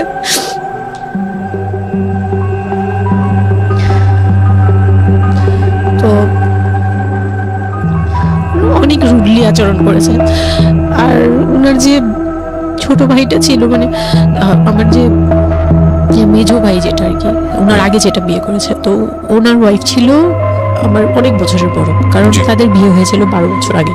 আমার বিয়ের 12 বছর আগে তার বিয়ে হয়েছিল। আমি যখন বাড়িতে বেড়াতে আসতাম তখন মানে ভাবি রাতে খাওয়া দাওয়া এরকম, আমি ভাবি বলেই ডাকতাম, কিন্তু সম্পর্কে আমি বড় যা। কিন্তু উনার প্রায় উনাকে আমাকে একসাথে কোথাও দেখলে কেউ বলতো যে তোমার মেয়েটা, মানে এভাবে বলতো। তো ওই দিক থেকে উনার একটু এটা জেলাসি বলবো না, এটা হয় আসলে, এটা নর্মাল একটা ব্যাপার। কারণ একটা উনি উনি অনেক এজ হয়ে গেছিল, উনি নিজের জায়গা থেকে নিজেকে একটু দুর্বল মনে করতো। আমাকে এমনিতে সাপোর্টও দিত, আবার অনেক সময় দেখে কিন্তু পেইনও দিত, অনেক পেইন দিত। কিন্তু আমি ওই সময়টাতেই কেন জানি আমি ছোট থেকে এই জিনিসগুলো বুঝতে চেষ্টা করি যে কেউ আমাকে কেন জেলাসি করছে, কারণ তার মধ্যে কোনো দুর্বলতা আছে, আমার ওইটার জন্য মায়া হয়। আচ্ছা। আমার কখনো এইটা মনে হয় না যে সে কেন জেলাসি করবে, আমি তার সাথে এখন কোচাকুচি করবো, মানে এই টাইপের মেন্টালিটি আসে না আমার। কেন Okay. জানি মনে হয় এই জায়গাটা যদি শুধরানো যেত, তাকে যদি একটু বোঝানো যেত আমি তাকে খুব ভালোবাসি বা আমি তাকে কিছু হেল্প করতে চাই, এরকম মনে হতো। তো ওই দিক থেকে আমি কিচ্ছু বলতাম না, কিন্তু সে আমাকে খুব পেইন দিত, কথাবার্তা এটা সেটা। উনি অনেক সিনিয়র পার্সন ছিল, তো কোনো গেস্ট আসলে আমাকে কিভাবে ছোট করবে, কিভাবে আমাকে অপমান করা যায়, কিভাবে কি দিয়ে, এগুলো নিয়ে সবসময় ইয়ে করতো।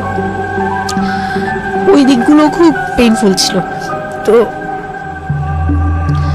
ওগুলো যখন শেষ করলাম, মানে আমার যাকে বলতাম মাঝে মাঝে দুই একটা কথা, এগুলো নিয়ে সে আবার মানে মানে এখানে সেখানে বলে আরো ব্যাপারটাকে বড় বানাতো।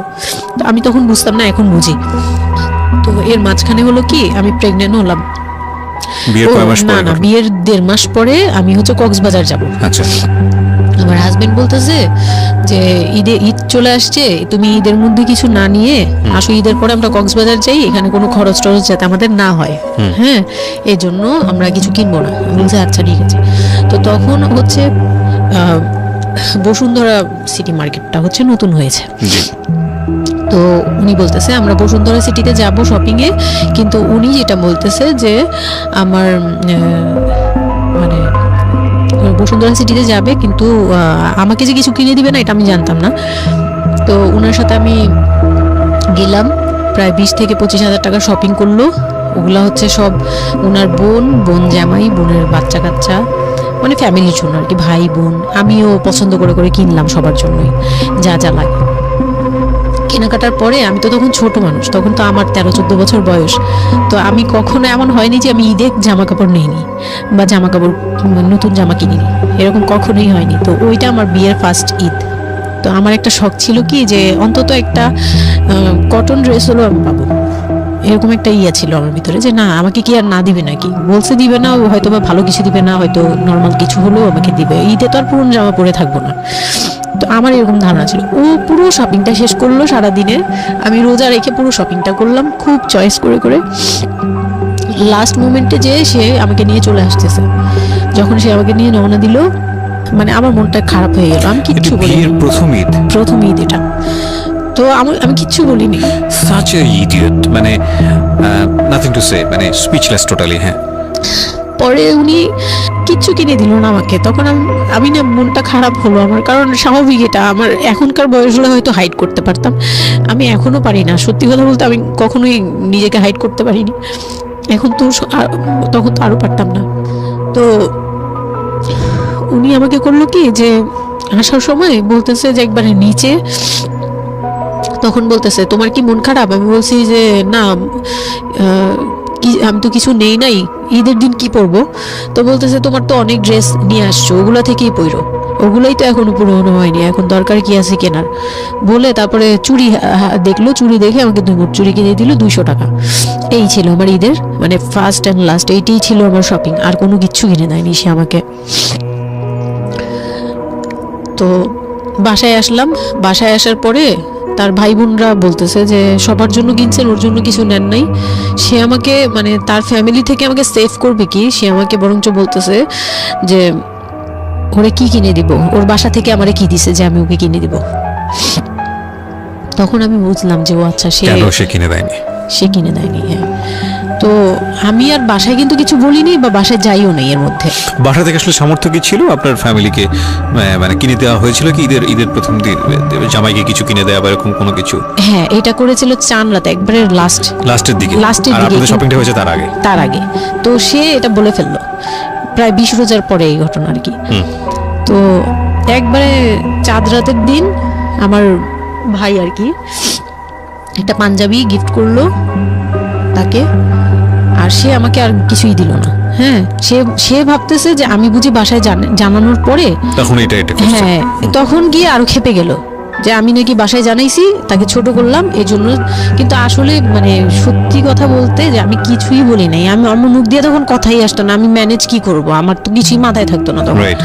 তখন আমি তো পুরো মেন্টালি একটা ইয়েতে ছিলাম। তো আমার এমনও মনে হয়েছিল তখন, মানে ওই মাসখানিক যে সে আমাকে ওই ফিজিক্যাল টর্চারগুলো করতো, তখন আমার এমনও মনে হয়েছিল যে আমি এক কাজ করি, বের হয়ে কোথাও চলে যাই, মানে অজানার উদ্দেশ্যে কোথাও চলে যাই। যদি আব্বুর এই অবস্থা না থাকতো হয়তো আমি করতাম এটা। সত্যি কথা বলতে একমাত্র আব্বুর কথাটা যখন মনে আসছে, চোখে ভাসছে যে আমার আব্বু তো মরে যাবে, তখন গিয়ে আর এটা করতে পারিনি, নয়তো ঠিকই আমি বের হয়ে যেতাম। তো ঈদ আসলো, ঈদের পরের দিন কক্সবাজারের উদ্দেশ্যে রওনা দিল। আর তার একটা অভ্যাস ছিল যে মানে সে কিছু দিলে বা করলে বা আমার জন্য যদি সে 2টা টাকাও খরচ করতো, এটা খুব হাইলাইট করতো, সবার সামনে তুলে ধরার জন্য চেষ্টা করতো। কক্সবাজার যাবে, সে খুব মানে ঢোল পিটাচ্ছে যে আমাকে নিয়ে কক্সবাজার যাচ্ছে, কিন্তু শপিং করে দেয়নি, এটা আবার হাইড করতেছে। আচ্ছা। যাই হোক, ওই সব বলতে গেলে শপিং এর টাকা সেভ করে আমাকে কক্সবাজার নিয়ে যাচ্ছে। তো গেলাম কক্সবাজারে, সেখানে গিয়ে আরেক ধাক্কা খেলাম। যে কক্সবাজার যাওয়ার পরে প্রথম রাত মোটামুটি ভালো ছিলাম, পরের দিন সকালে সে আমার সাথে মানে এমনভাবে মানে ফিজিক্যাল রিলেশন করতে চেয়েছে যেটা সম্পর্কে আমি অবগত ছিলাম না, মানে আমি জানতাম না যে এরকম কিছু হয়। তো এক সময় সে আমার হাত পা জোরাজোরি করে ধরে, মানে প্রায় হাত পা বাঁধার মতো জোরাজোরি করে সে আমার সাথে ওই রকম কিছু করতে চায়। তখন আমার মানে আমি খুব বাধা দেওয়ার পরে বা চিল্লাচিল্লি করার পরে সে আমার গায়েও হাত তুলে 2-3টা চট থাপ্পড় দেয়।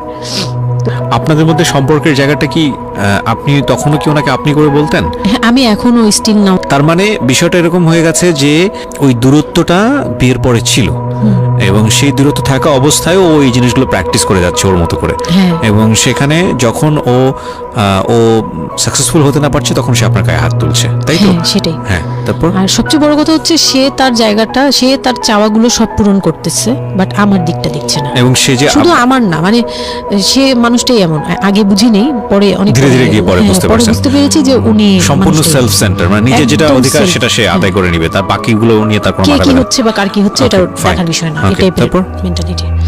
তো এইগুলো করার পরে আমার মানে খুব পেইন হলো, আমার খুব কষ্ট হলো যে আমি কবে আবার ঢাকায় যাব, একটা পেইন। ওটা কি জীবনের প্রথম কক্সবাজার যাওয়া? হ্যাঁ, ওটা আমার লাইফে ফার্স্ট। চিন্তা করে দেখুন, এটা এক ধরনের হানিমুনি বলা চলে ওদের জন্য। হানিমুনই করা হয়েছিল, কিন্তু এটা আমার জন্য হানিমুন ছিল না, অন্য কিছুই ছিল। আচ্ছা, খুব পেইনফুল ছিল। ওকে। যাই হোক, আমি খুব ভয়ে ছিলাম যে এখানে আমাকে মেরে ফেললেও কেউ জানবে না, এরকম একটা ফিল ছিল আমার ভিতরে। তো জিনিস চিন্তা করতে পারেন, প্রত্যেকটা মোমেন্ট একটা মানুষ, একটা মেয়ের সাথে, একটা ছেলের সঙ্গে বসবাস করছে একটা মেয়ে, এবং তাদের স্পেশাল মোমেন্টসগুলো তার জন্য ভীতির কারণ। সে হয়তোবা তখন এরকম মানে চিন্তা করছে যে এই স্পেশাল মোমেন্টটা যেন না আসে, ওর সঙ্গে স্পেশাল টাইমটা যেন আমি না হয়, রাত যেন না হয়। বিষয়গুলো তো এরকমই ছিল, কারণ ওর জন্য কিন্তু এগুলো অনেক ভয়ানক রকমের টর্চার। হ্যাঁ। তারপর আর আমার সাথে যে যারা ছিল, মানে ফ্যামিলি তো 2টা গিয়েছি আমরা, মানে আমার হাজবেন্ড আমাকে নিয়ে গেছে, আর হচ্ছে আমার চাচাতো বোনের রিসেন্ট বিয়ে হয়েছিল, চাচাতো বোনের হাজবেন্ড আর চাচাতো বোন, ওরা 2জন গিয়েছে। কিন্তু ওরা ওদের মতো ছিল, আমরা আমাদের মতো ছিলাম, এরকম আর কি। তো ওইভাবে আর আমাদের সাথে ইয়ে করা হয়নি যে একদম সব বিষয়ে ডিটেলস বলা। আর আমার চাচাতো বোন আমার অনেক বড় ছিল, যার কারণে আমি আপুকে বলতাম, আমরা লজ্জা পেতাম। তো ওই দিক থেকে 3 দিন পরে 4 দিনের দিন আমি খুব জেদাজেদি করে, মানে কান্নাকাটি করে চলে আসবো করতেছি, কিন্তু আমাকে কেউ আর জিজ্ঞেস করতেছে না যে কেন। মানে আমার বোন জামাই ওই বিষয়টা খেয়াল করেনি, আমার বোনও খেয়াল করেনি যে আমি কেন বারবার চলে আসতে যাচ্ছি। হ্যাঁ, এত সুন্দর একটা ওয়েদার, ওরা তো খুব এনজয় করছিল হয়তো বা, মানে আমি তাদের এনজয়মেন্টে বাধা দিলাম, এরকম আর কি। তো খুব কান্নাকাটি করে ওই রাতেই আমি চলে আসবো, আমি বলছি তোমরা সবাই থাকো, আমি চলে যাই, মানে এইভাবে কান্নাকাটি করছে। আমি থাকবোই না, আমি আর একটা রাত এখানে থাকবো না। আমার কাছে মনে হচ্ছে তাও এলাকার ভিতরে তো থাকবো, যাই হোক, কিন্তু এখন তো আমি বাইরে আছি, অনেক দূরে।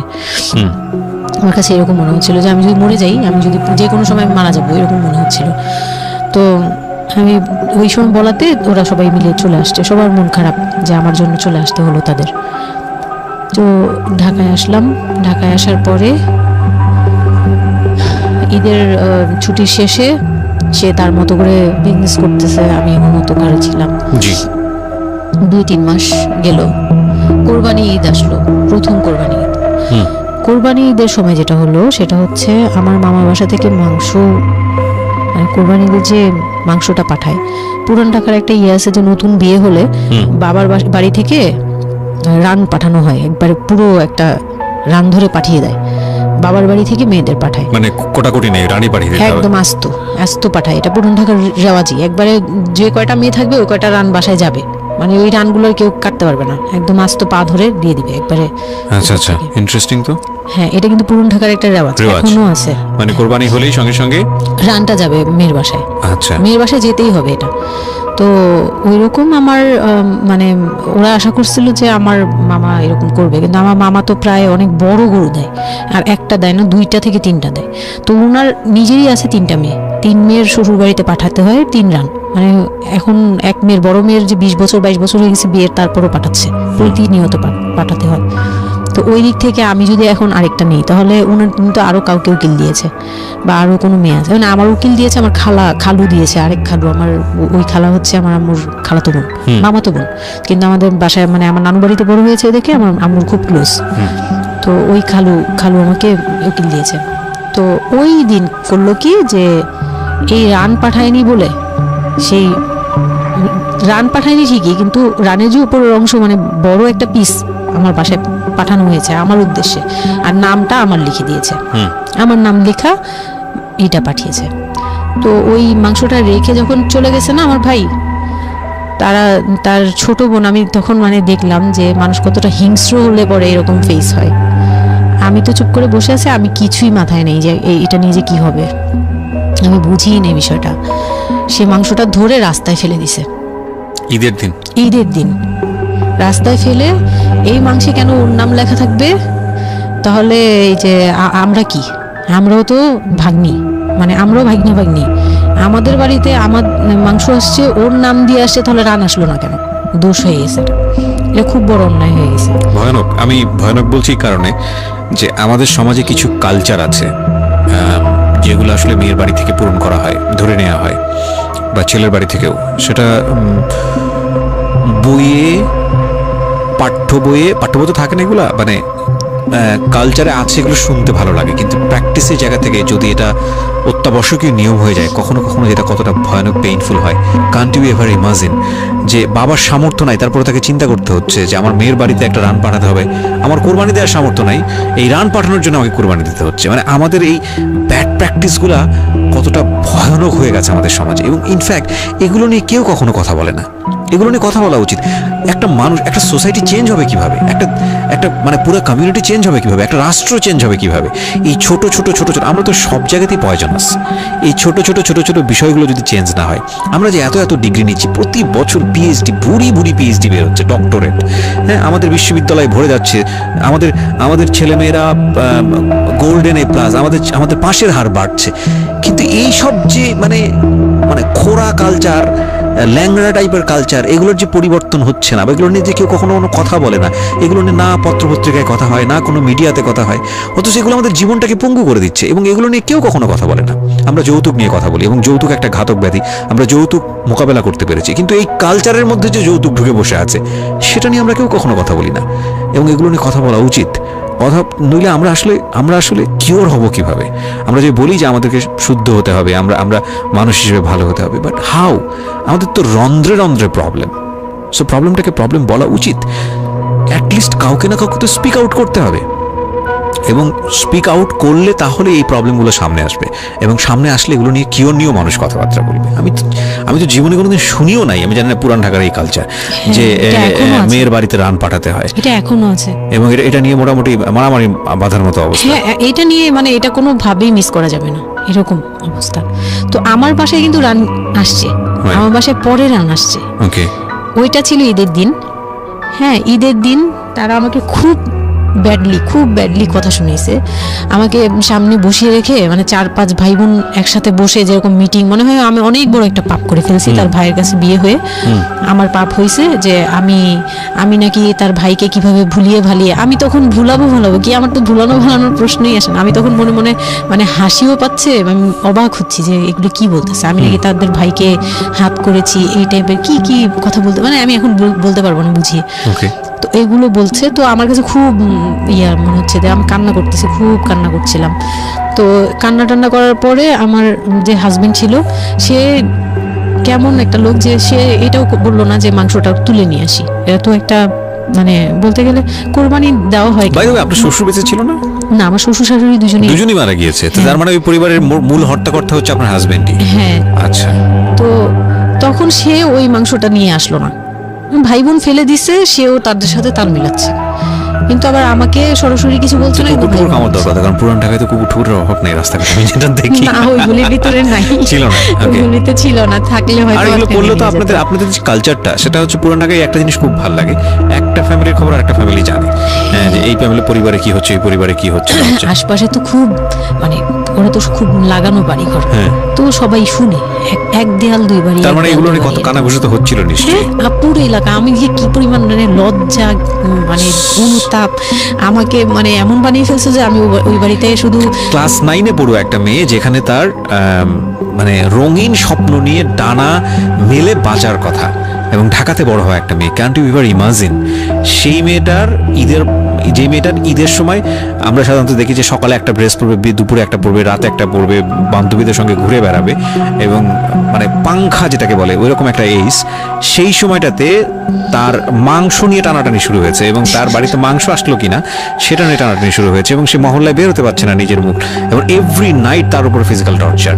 এবং ক্যান ইউ এভার ইমাজিন যে আমাদের সমাজের মেয়েরা, নারীরা কতটা সহ্য করে? কেউ কেউ সুবিধাভোগী অফকোর্স, কিন্তু ম্যাক্সিমাম ফেসটাই হয়তো বা এরকম। এবং এই জন্য নারী নির্যাতন বলে যে শব্দটা না, আসলে এটার যে ব্যাপ্তি, মানে এটার যে কতটা ভায়োলেটিভ হতে পারে, এটার ভেতরে না ঢুকলে আসলে বোঝা যায় না। তারপর কি হলো? তারপর ওই দিন গেল, ওই মাংসটা আমার ওই যে মেঝো দেবর, যে উনি আবার একটু অন্যরকম ছিল। উনি পড়ালেখা করেনি, উনি খুব রাফলি কথা বলতো, উনি জুতার ব্যবসা করতো। তো এমনিতে মেন্টালিটির দিক থেকে বলতে গেলে অনেকে থাকে না যে পড়ালেখা না করেও শিক্ষিত, অনেকে এরকম থাকে, কিন্তু মানে সে পুরোপুরি মানে শুদ্ধ ভাষায় কথা বলতে পারে না যে একটা লোক, খুব ঢাকাইয়া ভাষায় পুরোপুরি গালাগালি, বলতে গেলে প্রত্যেকটা কথার আগে পিছনে একটা করে গালি থাকে এরকম।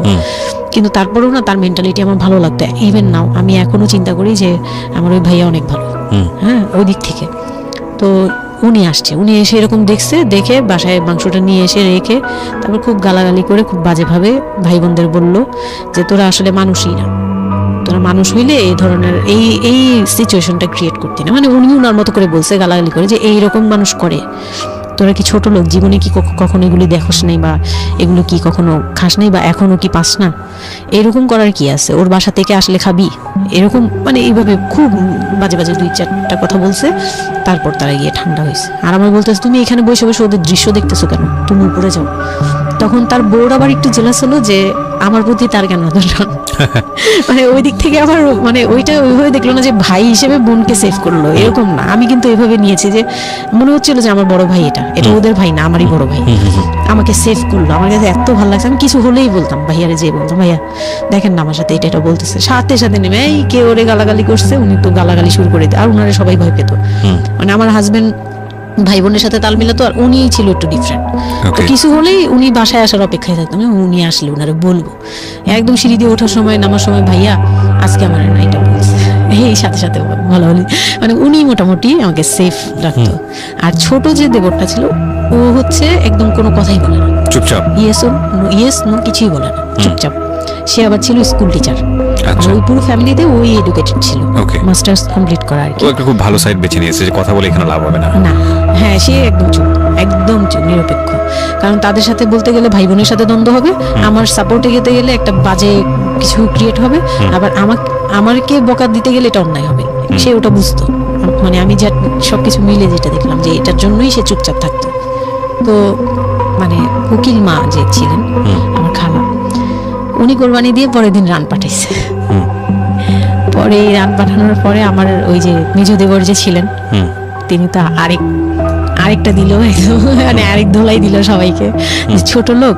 এখন বল যে ও বাসায় ফোন করে বলছে বা বাসায় গেছে, ও তো কালকে থেকে বাসায় যায়নি, ওর হাতে তো ফোনও নাই, ফোন নিলে তোদের কাছ থেকে তো নিতে হবে, তখন আমার হাতে ফোন নেই, তো ও তো বাসায়ও যায়নি। এখন বল যে এটা ও বলছে তারপর ও পাঠাইছে, তোরা এত ছোট লোক কেন? মানে ভাই বোনরাই বলতেছে। তো ওরা তো আর কিছু এটা পাঠানো তো এটা উচিতই, এটা ওদের উচিত সেই এটা এটাই বলছিলাম। না মানে তারা তারপরও ছোট হচ্ছে না, তারা মনে করতেছে এটাই করা উচিত ছিল, এটা না করলে আরেকটা কথা শোনাইতাম, এরকম বলতেছে ওটা। তো এগুলো করার পরে আমিও আর এগুলা মাথা থেকে ফেলে দিলাম, ভাইয়াও বলে টলে চলে গেল। আর আমার হাজবেন্ড যে ছিল সেও খুব খুশি, সে মানে আমার বাসা থেকে পাঠাইছে এই সেই। তো বিয়ের 4 মাস পরে মেইন পার্ট যেটা যে আমি কনসেপ্ট করি তখন আমি বুঝতে পারি না কনসেপ্ট এই 13-14 বছর বয়সে। হ্যাঁ, তখন আমি স্কুল যাতায়াত করতাম, রেগুলার না। আচ্ছা, মাঝে মাঝে রেগুলার মানে মাঝে মাঝে বলতে আমি চাচ্ছিলাম কি পড়াটা রানিং থাকুক, এক্সামগুলো দিব আর বাসায় থাকবো। আর বাসা থেকে যখন স্কুল ড্রেস পরে বেরোতাম আমাকে সবাই মিলে কি যে বলতো, মানে বলার মতো না, এগুলো অকথ্য ভাষা বলতে গেলে, যে মানে নোংরা কথা বলতো। তো যাই হোক, ওগুলো আমি কানেও নিতাম না, আমি বলতাম না আমি স্কুলে যাব। আর যেহেতু বিয়ের সময় বলছে যে ওরে পড়াশোনা করতে দিব, আমার হাজবেন্ড এগুলো বলছে না ও স্কুলে যাবে আসবে সবই করবে। পরে গিয়ে বলে কি তুমি বাড়ির বড় বউ, তুমি যদি স্কুল ড্রেস পরে স্কুলে যাও কেমন দেখা যায়? আমি তো বোরকা পরতাম। তো বলে না, স্কুলে গিয়ে তো তোমার বোরকাটা খুলতে হয়, অ্যাসেম্বলিতে দাঁড়াও, ওই যে পিটি করো তোমরা, এগুলো তো আশপাশ থেকে দেখা যায়, এলাকার ভিতরে স্কুল। আমার অসম্মান, এটা তার অসম্মান হয়ে উনি যায়। পড়াশোনা করেছেন আপনার হাজবেন্ড? না, উনি ক্লাস 5 পর্যন্ত পড়ে আর পড়াশোনা করেন। রাইট, ওনার জন্য অসম্মানই হবে এটা। আমি ক্লাস 5 পড়ুয়া যারা আছেন বাংলাদেশ, তাদের সবার প্রতি রেসপেক্ট রেখে বলছি, ক্লাস 5 না, এনার ডিগ্রি পাস করা এরকম অনার্স মাস্টার্স পড়ুয়া এরকম অনেক ছেলে মেয়ে আছেন যারা এই ধরনের মানে আজগুবি ল্যাংড়া টাইপ যুক্তি দিয়ে জীবনটাকে চালান। তাদের জন্য এটা আসলে অযুক্তি কি হবে, কিছু করার নাই। হ্যাঁ, তো আমি তখন চিন্তা করছি যে আমি স্কুলে যাব, তো মাঝে মাঝে করতাম কি একটু করেই মানে ম্যানেজ করে যাওয়ার চেষ্টা করতাম। বিষয়টা যদি এরকম হতে ধরেন, আমি জানি না, প্রথমত যেটা ঠিকই হয়নি, মানে কোনো কিছুই ঠিক হয়নি, শুনছি আর মেজাজ খারাপ হচ্ছে আসলে, মানে কোনো কিছুই ঠিক হয়নি। তারপরেও যদি খারাপের মধ্যে ভালোটা চিন্তা করি, যে ঠিক আছে এত কিছু, একটা মানুষের এত খারাপ, একটা দুটো দিক তো ভালো থাকতে পারে না। ওর ওয়াইফকে সে সাথে করে নিয়ে, ঠিক আছে তোমার স্কুলে চলো আমি তোমাকে পৌঁছে দিয়ে আসি, স্কুলে পৌঁছে দিয়ে আসলো, স্কুল থেকে নিয়ে আসলো।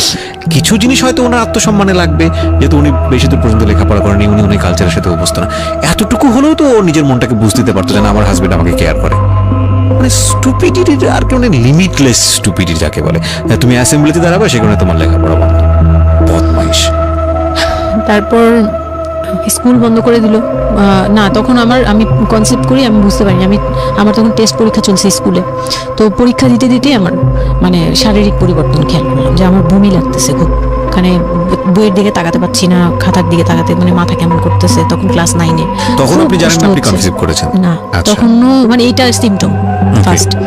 তো এইরকম হওয়ার পরে রাতে 11:30-12টার দিকে আমি না খুব গড়াগড়ি করে কান্না করতেছি, জোরে জোরে, মানে খুব গড়াগড়ি করে জোরে জোরে কান্না করতেছে। আমি মাথায় নেই যে কে শুনতেছে কে না শুনতেছে এরকম।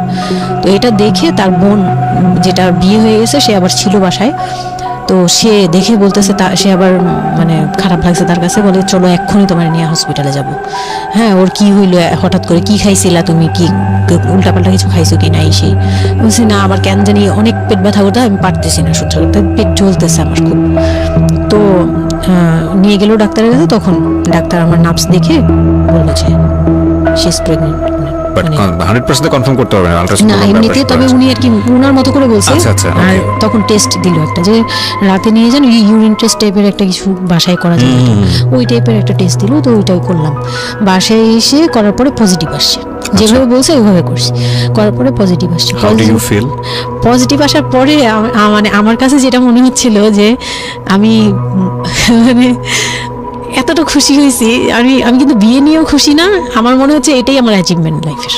আচ্ছা, এতটা খুশি হয়েছে আমি বলতে পারবো না কেন। এটা আসলে ন্যাচারালি আল্লাহ হয়তো প্রত্যেকটা মেয়ের মধ্যে এই বিষয়টা দিয়ে দেন, যে নইলে আসলে মা কেন, মানে মা তো মাই, এটা আসলে আল্লাহ গিফটেড অফকোর্স। দেখেন, এরকম একটা ডিফিকাল্ট সিচুয়েশনের মধ্যে, যেখানে 13 বছর বয়সে ওর আসলে এই জিনিসটা ফিল করার কথা না, সেখানে ও ফিল করতেছে, এটা কিন্তু লজিকলেস ফিল, এবং এই ফিলটা সম্পূর্ণই ন্যাচারাল। ওকে, আমার কাছে তখন মনে হচ্ছিল কি যে আমার পেটে একটা জীবন্ত কিছু আছে, এক্স্যাক্টলি, মানে এইরকম ফিল হচ্ছে। আর আমি এটাকে মানে একটা কিউরিওসিটিও, যে দেখি তো কি হয়, কতদিন পরে কি হবে, এটা আস্তে আস্তে বড় হবে, এটা কি করবে পেটে, এটা কিভাবে আসবে, মানে দুনিয়াতে কিভাবে আসবে, এটা এইগুলোও জানি না আমি, যে মানে এটা বড় হলে পরে এটা যে কিভাবে দুনিয়াতে আসবে। You feel like it's a game, একটা কোন একটা খেলা, খুব মজা মজার একটা একটা, খেলা। হ্যাঁ, যে আমি একটা কিছু পাইছি এটা নিয়ে থাকা যাবে এখন, Okay. তো এরকম মনে হচ্ছিল তখন। খুব মানে খুব কেন জানি খুব আনন্দ, মানে মা হওয়ার ফিল না কিন্তু, Right, বুঝতে এটা পেরেছি। মা হওয়ার ফিল না কিন্তু কিউরিওসিটির জায়গা থেকে হ্যাঁ জিনিসটা কিছু একটা আছে আমার সাথে, আমি এটা নিয়েই থাকবো এখন, মানে আমি একটা কিছু পাইছি এখন, আর আমি একা না এরকম মনে হচ্ছে। তো আমি না দৌড়ে দৌড়ে বের হয়ে বললাম কি, ওই যে যে বোনটা আমাকে রাতে নিয়ে গেছিল ডাক্তারের কাছে, সে তো ছিল রাতে, তো আমি বের হয়ে বলতেছি কি, আপা আপা আমার না এইরকম দুইটা ইয়ে আসছে, মানে এই পজিটিভ স্টেপ গুলো আসে যেগুলো বলছি। পরে সে না সাথে সাথে বলে কি, এখন তো আমাদের কদর কমে যাবে আরো। প্রথম ছিল এটা, প্রথম ডায়লগ ছিল এটা, মানে মনটা খারাপ করে সে বড় নিঃশ্বাস ফেলে বললো, হ্যাঁ এখন তো আমাদের কদর কমে যাবে, আর তো এখন তো আর কম কম আশা লাগবে। তার সাথে ছোট বোনটা বলতেছে, তুমি না সময় কমে বুঝে কথা বলো না, এইগুলো তো বুঝতে হবে, মানে তাদের মতো করে তারা বলতেছে যে পুরনো ঢাকার মানুষ যেভাবে বলে ওইভাবে বলতেছে যে এগুলো তো বুঝতে হবে যে এগুলো প্ল্যান করা, মানে আমি ইচ্ছা করে কনসেপ্ট করছি এরকম কিছু বুঝাইছে, কিন্তু আমি তখনও না এই জিনিসটা মানে ঘোলা ঘোলা, আমি বুঝি নাই যে ওরা কি বলতেছে দুইজনে। তা আমি বলি যা মজা তাই বলুক, আমি আমার মতো থাকি। তা আমি দৌড় দিয়ে গিয়ে আমার হাজবেন্ডকে না বললাম, এই উঠেন না উঠেন না উঠেন না। আমি তখন পর্যন্ত কিন্তু তাকে খুশি হয়ে কিছু বলিনি, ফার্স্ট তাকে খুশি মনে কিছু বলতেছি। বিয়ের 4 মাস, বিয়ের 4 মাসে আমি তাকে কখনো ডাকও দিইনি, তাকে কিছু বলিও নাই, বা আমি ওনাকে কোনো রিকোয়েস্টও করি নাই, Okay. কোনো আহ্লাদও করিনি। ফার্স্ট মানে মনে হলো যে আহ্লাদ করে বলি, যে জানেন আমি এরকম আসছে আমার, তো আমি কাকে বলবো, কাকে ওদের করে খুশি করতে পারিনি, যাই রে দেখি খুশি করতে পারি কিনা। যে তাকে ধাক্কা দিছি, সে ঘুম থেকে বিরক্ত হয়ে উঠলো, এই ধাক্কা ধাক্কি করো কেন, কি হয়েছে? আমি তো মনটা ভেঙে গেলাম, কি যে আমি তো এরকম আমার পজিটিভ আসছে, দেখালাম যে এই যে এটা হলে না পজিটিভ হয়, রাতে পেট ব্যথা বলছিলাম না, তো ওইটার ইয়েতে এটা আসছে। তারপরে না চুপ হয়ে তাকায় আছে, বলে কি এইগুলা কি, আমি কি, এইগুলা কি মানে বুঝলাম না। বলে কি এইটা তো ঠিক না। আমি বলি, কি ঠিক না? তারপর বলতেছে যে এই এখন তো এগুলোর দরকার নেই আমাদের, এখন তো এগুলোর কোনো দরকার নেই। তো আমি বলি আপনি আমার স্কুল যেতে দিবেন না, আমি এবার তখন মুখ খুললাম, আপনি স্কুল যেতে দেন না, তারপরে আর আমি তো এই জিনিস মানে এটা কিভাবে কি হয়েছে আমি তো জানি না, আমি ভাবছি যে আপনি হয়তো বা কিছু করছেন, আমি জানি না। আমি তাকে এইভাবেই বললাম খুলে, যে আমি তো আসলে জানি না, যে আমি ভাবছি আপনি চাচ্ছিলেন এই জন্য হয়তো বা এরকম কিছু হয়েছে, আর মানে প্রোটেকশন নেওয়া টেওয়া সব কিছু তার উপর ডিপেন্ড করে। তারপর হচ্ছে এটা বলার পরে না মানে আমি আর কিছু বলার মতো ইয়েতে ছিলাম না, আমি চুপচাপ, যে ওরা কি করবে না করবে আমি কিছু জানি না। তো আমার হাজবেন্ড যেটা করলো, যে সে চাচ্ছিল না যে আমি মানে সে চাচ্ছিল না বেবিটা, কোন কথা হচ্ছে, সে চাচ্ছে এটাকে বেবিটা অ্যাভয়েড করে চাচ্ছে না, ফেলতে। মানে কিন্তু কিছু বলতেও পারছে না।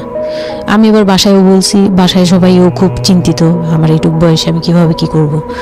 আর এদিক দিয়ে আমি এবার কিছুই বলছি না, আমি আমার মতো করে চলছি, নর্মাল লাইফ কাটাচ্ছি, আমার কোনো শারীরিক পরিবর্তন তেমন আসে নাই। সত্যি কথা বলতে শুধু একটু মানে কিছু কিছু খাবার আছে একটু বাজে লাগতো, এছাড়া আমার সবই নর্মাল।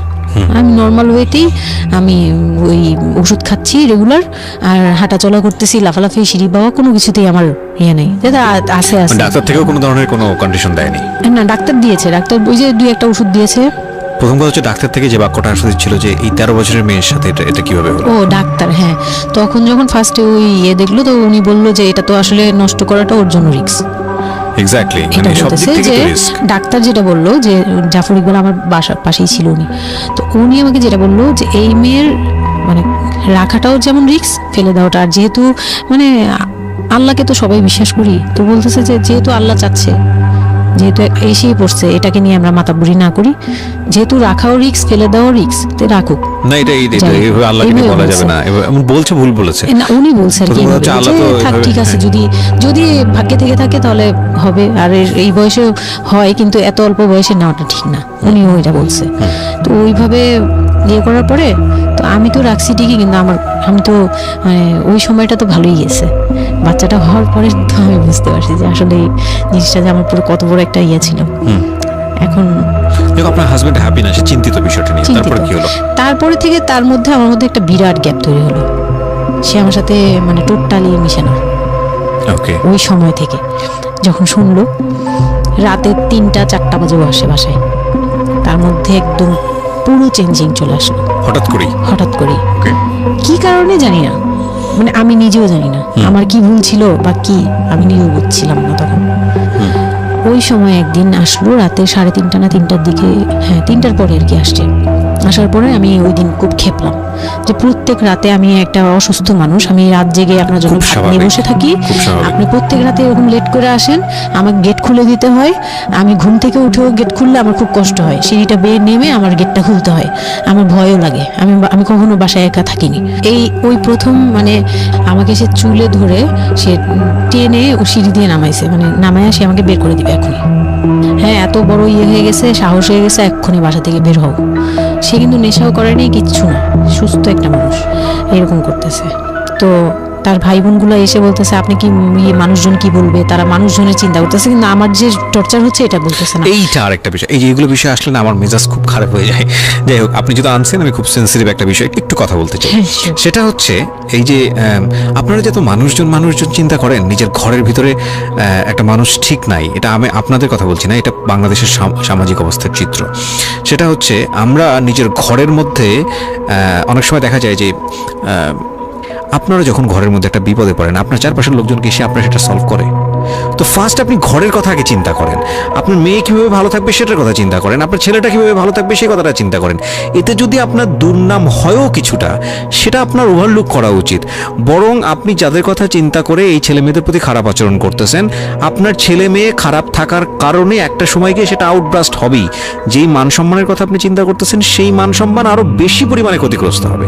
আমাদের সমস্যাটাই হচ্ছে এই জায়গাটায়, আমরা চারপাশের ঘরের লোকজন কি মনে করবে সেটা চিন্তা করি, অথচ চারপাশের ঘরের লোকজন কারা বসবাস করে, কোথা থেকে আসছে, কি অবস্থা, সেই খোঁজ খবর আমরা রাখি না।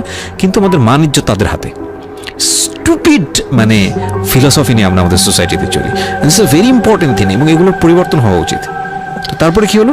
তারপর এই হলো ফার্স্ট এই গেল, এইটার পরে এরপর থেকে চলতেছে কন্টিনিউ, মানে এরকম আচরণই করছে সে আমার সাথে। একটু এবং ওই 4 মাসের সময়টা খুব ক্রুশিয়াল একটা মোমেন্ট, খুবই ক্রুশিয়াল একটা হ্যাঁ, সকালে উঠে আমার রুটি বানাতে হতো কন্টিনিউ। সে বাইরের নাস্তা খাবে না, তাকে রুটি বানিয়ে খাওয়াতে হবে। ওই অবস্থায় আমি মানে সকালে উঠে ঘুম থেকে উঠে রুটি বানাতাম, ওর ভাই বোনের জন্য, ওর জন্য, সবার জন্য বানাতাম। এটা না আমাদের সমাজের ছেলেরা না বুঝতেই চায় না, এবং এটা নিয়ে আমাদের কোনো শিক্ষা নাই। আসলে আমি মানে দেখলাম যে এতটা কিভাবে আমি আমার নিজেকে জড়িয়ে ওই কথাটা বলছি, কারণ আমি তো নিজেও বাবা হয়েছি, আমি নিজে থেকেও বুঝি জিনিসটা। মানে এই যে পরিবর্তনটা সমাজ, মানে পরিবারে যখন নতুন একজন সদস্য আসে, সবচেয়ে বড় প্রেশারটা ফিল করে হচ্ছে মা, কারণ তার লাইফ রিস্ক হয়ে যায়।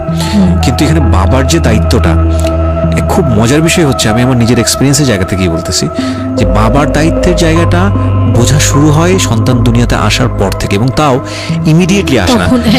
সন্তান একটু একটু করে বড় হচ্ছে, অ্যাটাচমেন্টটা হচ্ছে, যখন নড়াচড়া সামনে দিয়ে নড়াচড়া করতেছে, একটু একটু মিস হচ্ছে, দূরে থাকতেছে, তারপরে কি মানে সন্তান যখন প্রাপ্তবয়স্ক 1 বছর 2 বছর বয়স, মানে মা যখন বলে দেয়, তুলে দেয়, তখন গিয়ে প্রেজেন্টার নাই, তখন হচ্ছে বাবা ফিলটা পায়। তার আগ পর্যন্ত বাবা বুঝতেই পারে না, তো মানে আসলে কি বাচ্চাটা আমার কোত্থেকে আসলো, এই সত্য ফিলটা এরকম থাকে। এটা খুব ন্যাচারাল একটা ফিল, কিন্তু এই ন্যাচারাল ফিলটার সুযোগ নিয়ে অনেক সময় আমরা একটা অবুঝের মতো আচরণ করে ফেলি, ভয়ানক বাজে আচরণ করে ফেলি। একটা থাকে, মাত্রা থাকে, যেমন আপনি কতটুকু মানে কতটুকু কেয়ারফুল ছিলেন, কতটুকু ছিলেন, এটার কিন্তু একটা লেভেল আছে, পার্সেন্টেজ আছে, এবং এটা নিয়ে শেখানো উচিত আমাদের আমাদের আমাদের আমাদের মানে এডুকেশন সিস্টেমের মধ্যে তো নাই।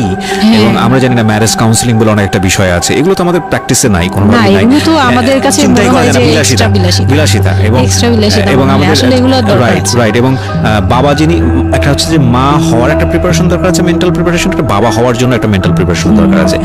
আমাদের সমাজে এটা টোটালি মিসিং। আমরা এই নারী দিদিদের কাছ থেকে যে গাইডটা পেয়ে আসছি, সেটা না বুঝে না শুনে প্র্যাকটিস করেছি। আমি জানি না, আজকে আমি সত্যি কথাগুলো বলতেছি, হয়তো আমরা ওই রাতারাতি পরিবর্তনের জায়গায় যেতে পারবো না, বাট আমি শুধু একটা কথাই বলতে চাই, সেটা হচ্ছে বাবাদের দায়িত্বটা অনেক বেশি, বিশেষ করে বাচ্চা চলে আসার পর থেকে মেন্টাল সাপোর্টটা খুব জরুরি, খুবই জরুরি। হ্যাঁ, এবং কারণ এটা একটা মেয়ের লাইফ রিস্কের প্রশ্ন, এবং আপনি জানবেন না যে সে আসলে কতটা ভয়ানক রকমের লাইফ রিস্কের মধ্যে রেখে সে একটা সুন্দর স্বপ্ন দেখে। তো ওই মানুষের পাশে কিছুই না, আপনি শুধু কোম্পানি দেন, এবং এই কোম্পানিটা তারা খুব মিস করে এই সময়টাতে। হ্যাঁ, এটাই ও বলার চেষ্টা করছে। তারপর হচ্ছে যে আমার বেবি হলো হসপিটালে, যখন মেয়ে হলো, তো এই রুমটাতে ঢোকার পর্যন্ত আমি খুব ইয়েতে ছিলাম, মানে রুমটাতে যখন ঢুকি তখন আমি কান্না করছিলাম। খুব ভয় ভয় ছিল যে ওটিতে? হ্যাঁ ওকে। তখন মনে হচ্ছিল যে আমি মরেই যাই নাকি এরকম মনে হচ্ছিল। আর আমাকে তো মানে অপারেশন করবে, তারাও ডাক্তার বলতেছে এই মেয়ের অপারেশন কি করব আর এই মেয়ে নর্মালে কি বেবি দিবে। আমি বলতেছে এটা তো গ্রামগঞ্জ না, আপনারা কি করছেন।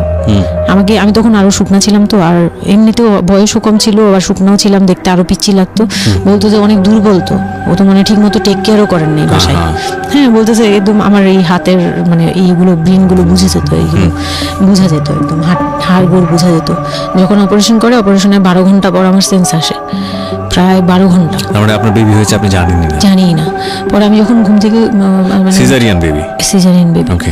পরের দিন শুধু রাতে একটু টের পাই যে আমি আমার পাশে কেউ মানে ব্রেস্ট ফিড করছে, এইটা ফিল পাইছি। শুধু মুখের দিকে তাকাতে পারিনি, চোখ খুলতে পারিনি, কিন্তু কেউ একজন আমার পাশে শোয়া, মানে আমার হাতের উপরে একটা বাচ্চা শোয়া, এরকম ফিল পেয়েছি।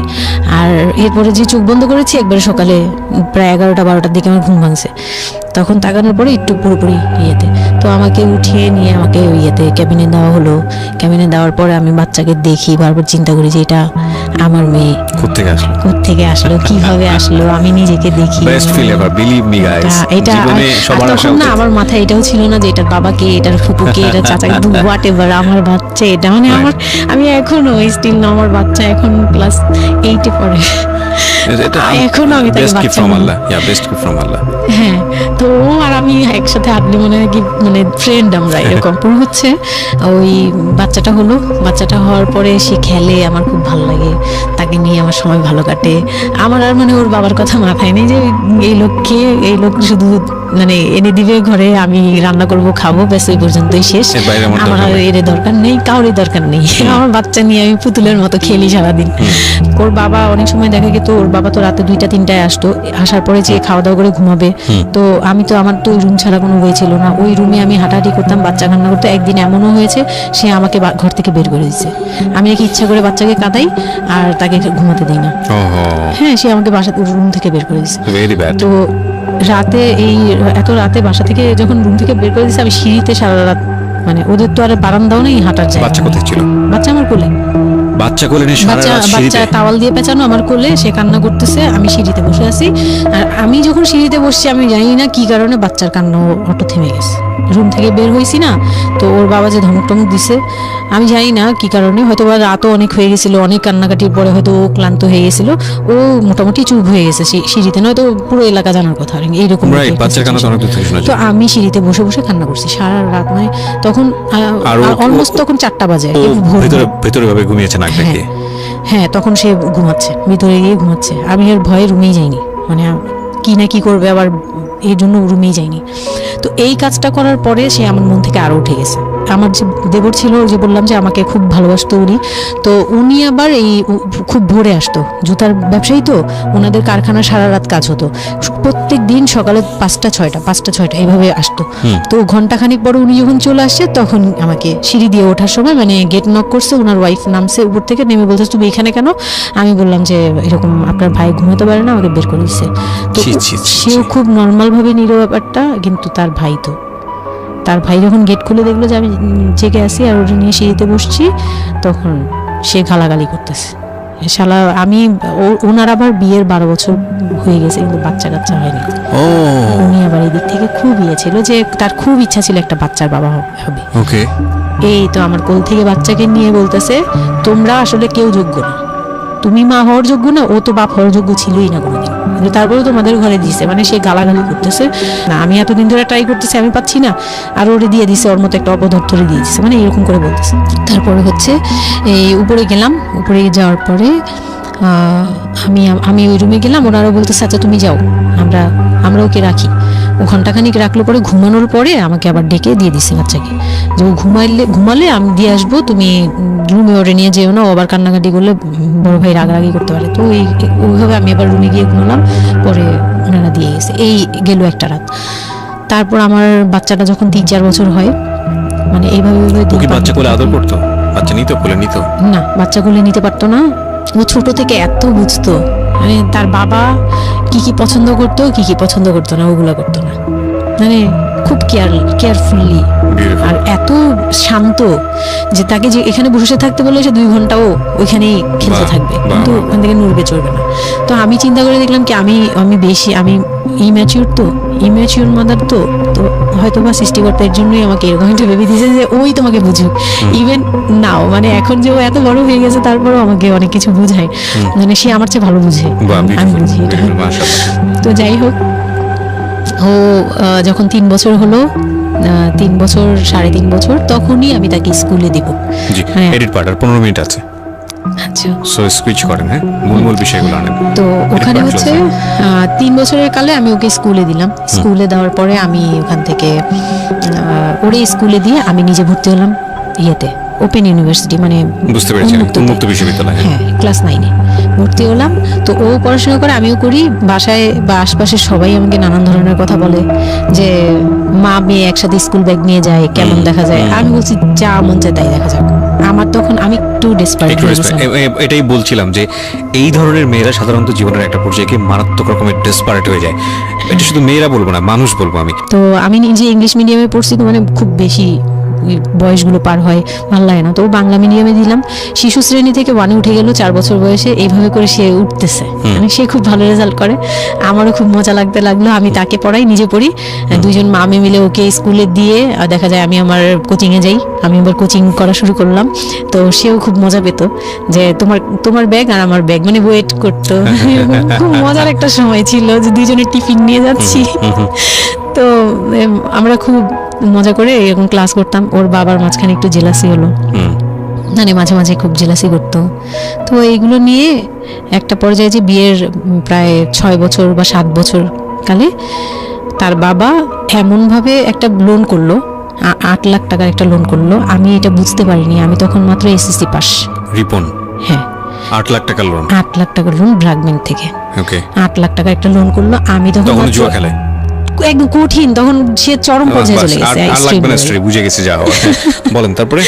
পরে গিয়ে সে কি হলো কি 8 লাখ টাকার একটা লোন নিবে, এটার জন্য বোর্ড সিগনেচার নাকি লাগে, আমি এটা জানতাম না।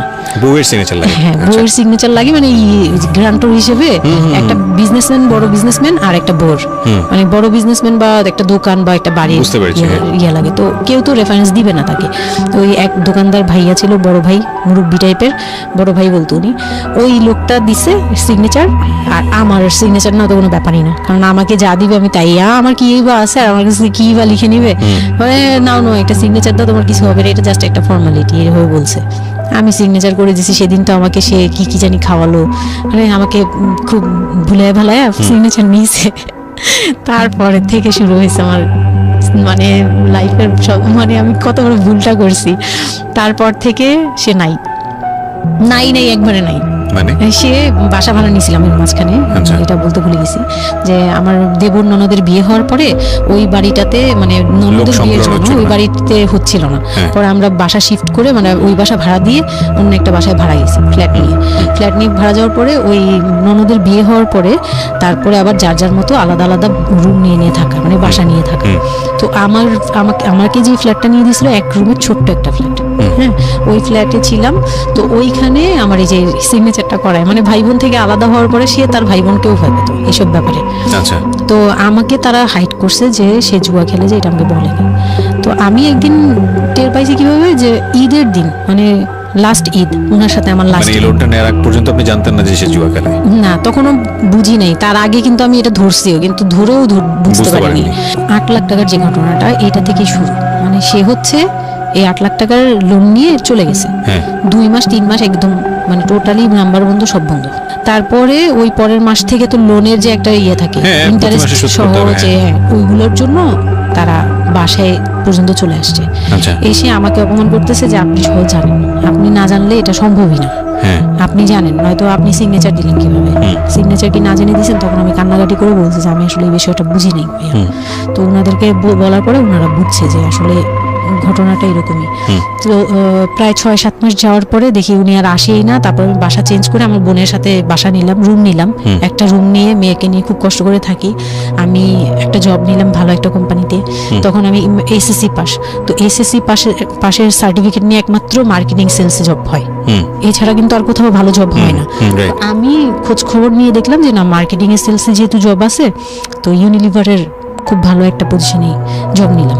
ওকে, সেলসে জব নিলাম পরে মোটামুটি 10-12 হাজার টাকার মতো স্যালারি ছিল, ওটা দিয়েই চলতাম। মেয়েকে নিয়ে বাড়ি ভাড়া দিতাম 4-4.5 হাজার। জামাই কোথায় ওই সময় আপনি জানেন না? না, আমি যখন তারপর হুট করে একদিন আসছে, এসে তারপর দেখি ঘরে বসে থাকে, সারাক্ষণ ঘরে বসে থাকে। ব্যাংকের লোক আসবে শুনলেই বের হয়ে যায়, আর বের হয়ে আবার 2-3 দিন থাকে না, আবার আসে। মানে একটা কেমন খেলা, লুকোচুরি জীবন। হ্যাঁ, লুকোচুরি জীবন। বিজনেস শেষ, বিজনেস টিজনেস কিচ্ছু না। উনি থাকে, আমি রান্না করলে উনি খেয়ে চলে যায়।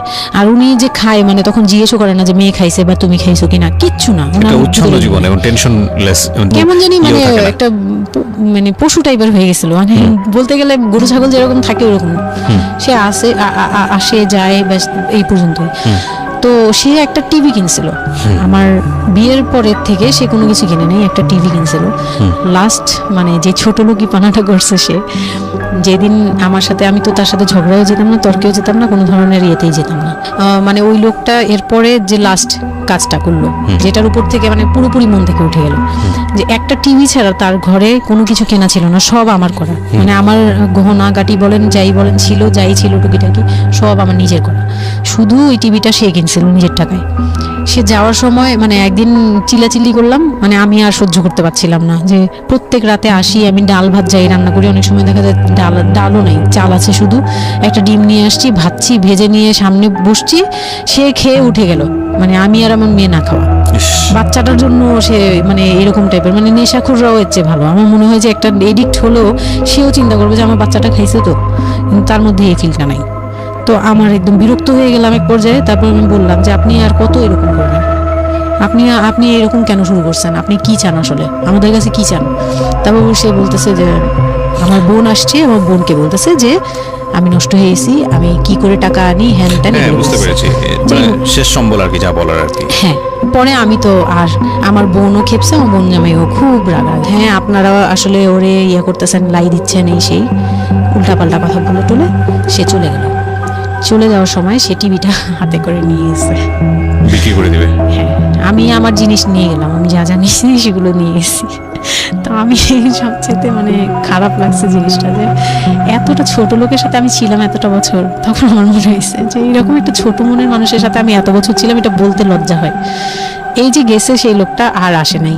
তো আমার মামা যেটা বললো যে তোমাদের আসলে এইভাবে ঝুলে থাকলে, তখন তো 2 বছরের মতো প্রায় আমরা সেপারেটেড, মানে আলাদা থাকি।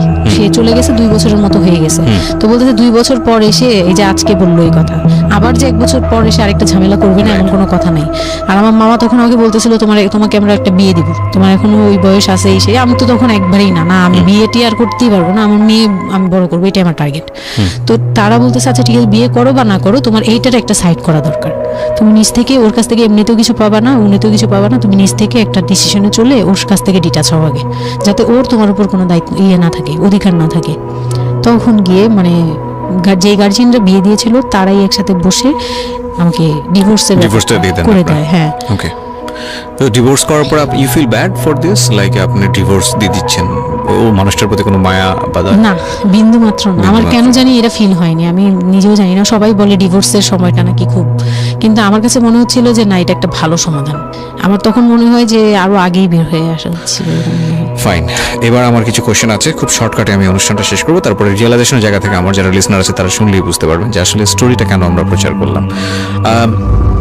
আপনি তো এখন কোনো না কোনো জব করছেন, আপনার সন্তানের খরচ ভরণ পোষণ আপনিই দেন।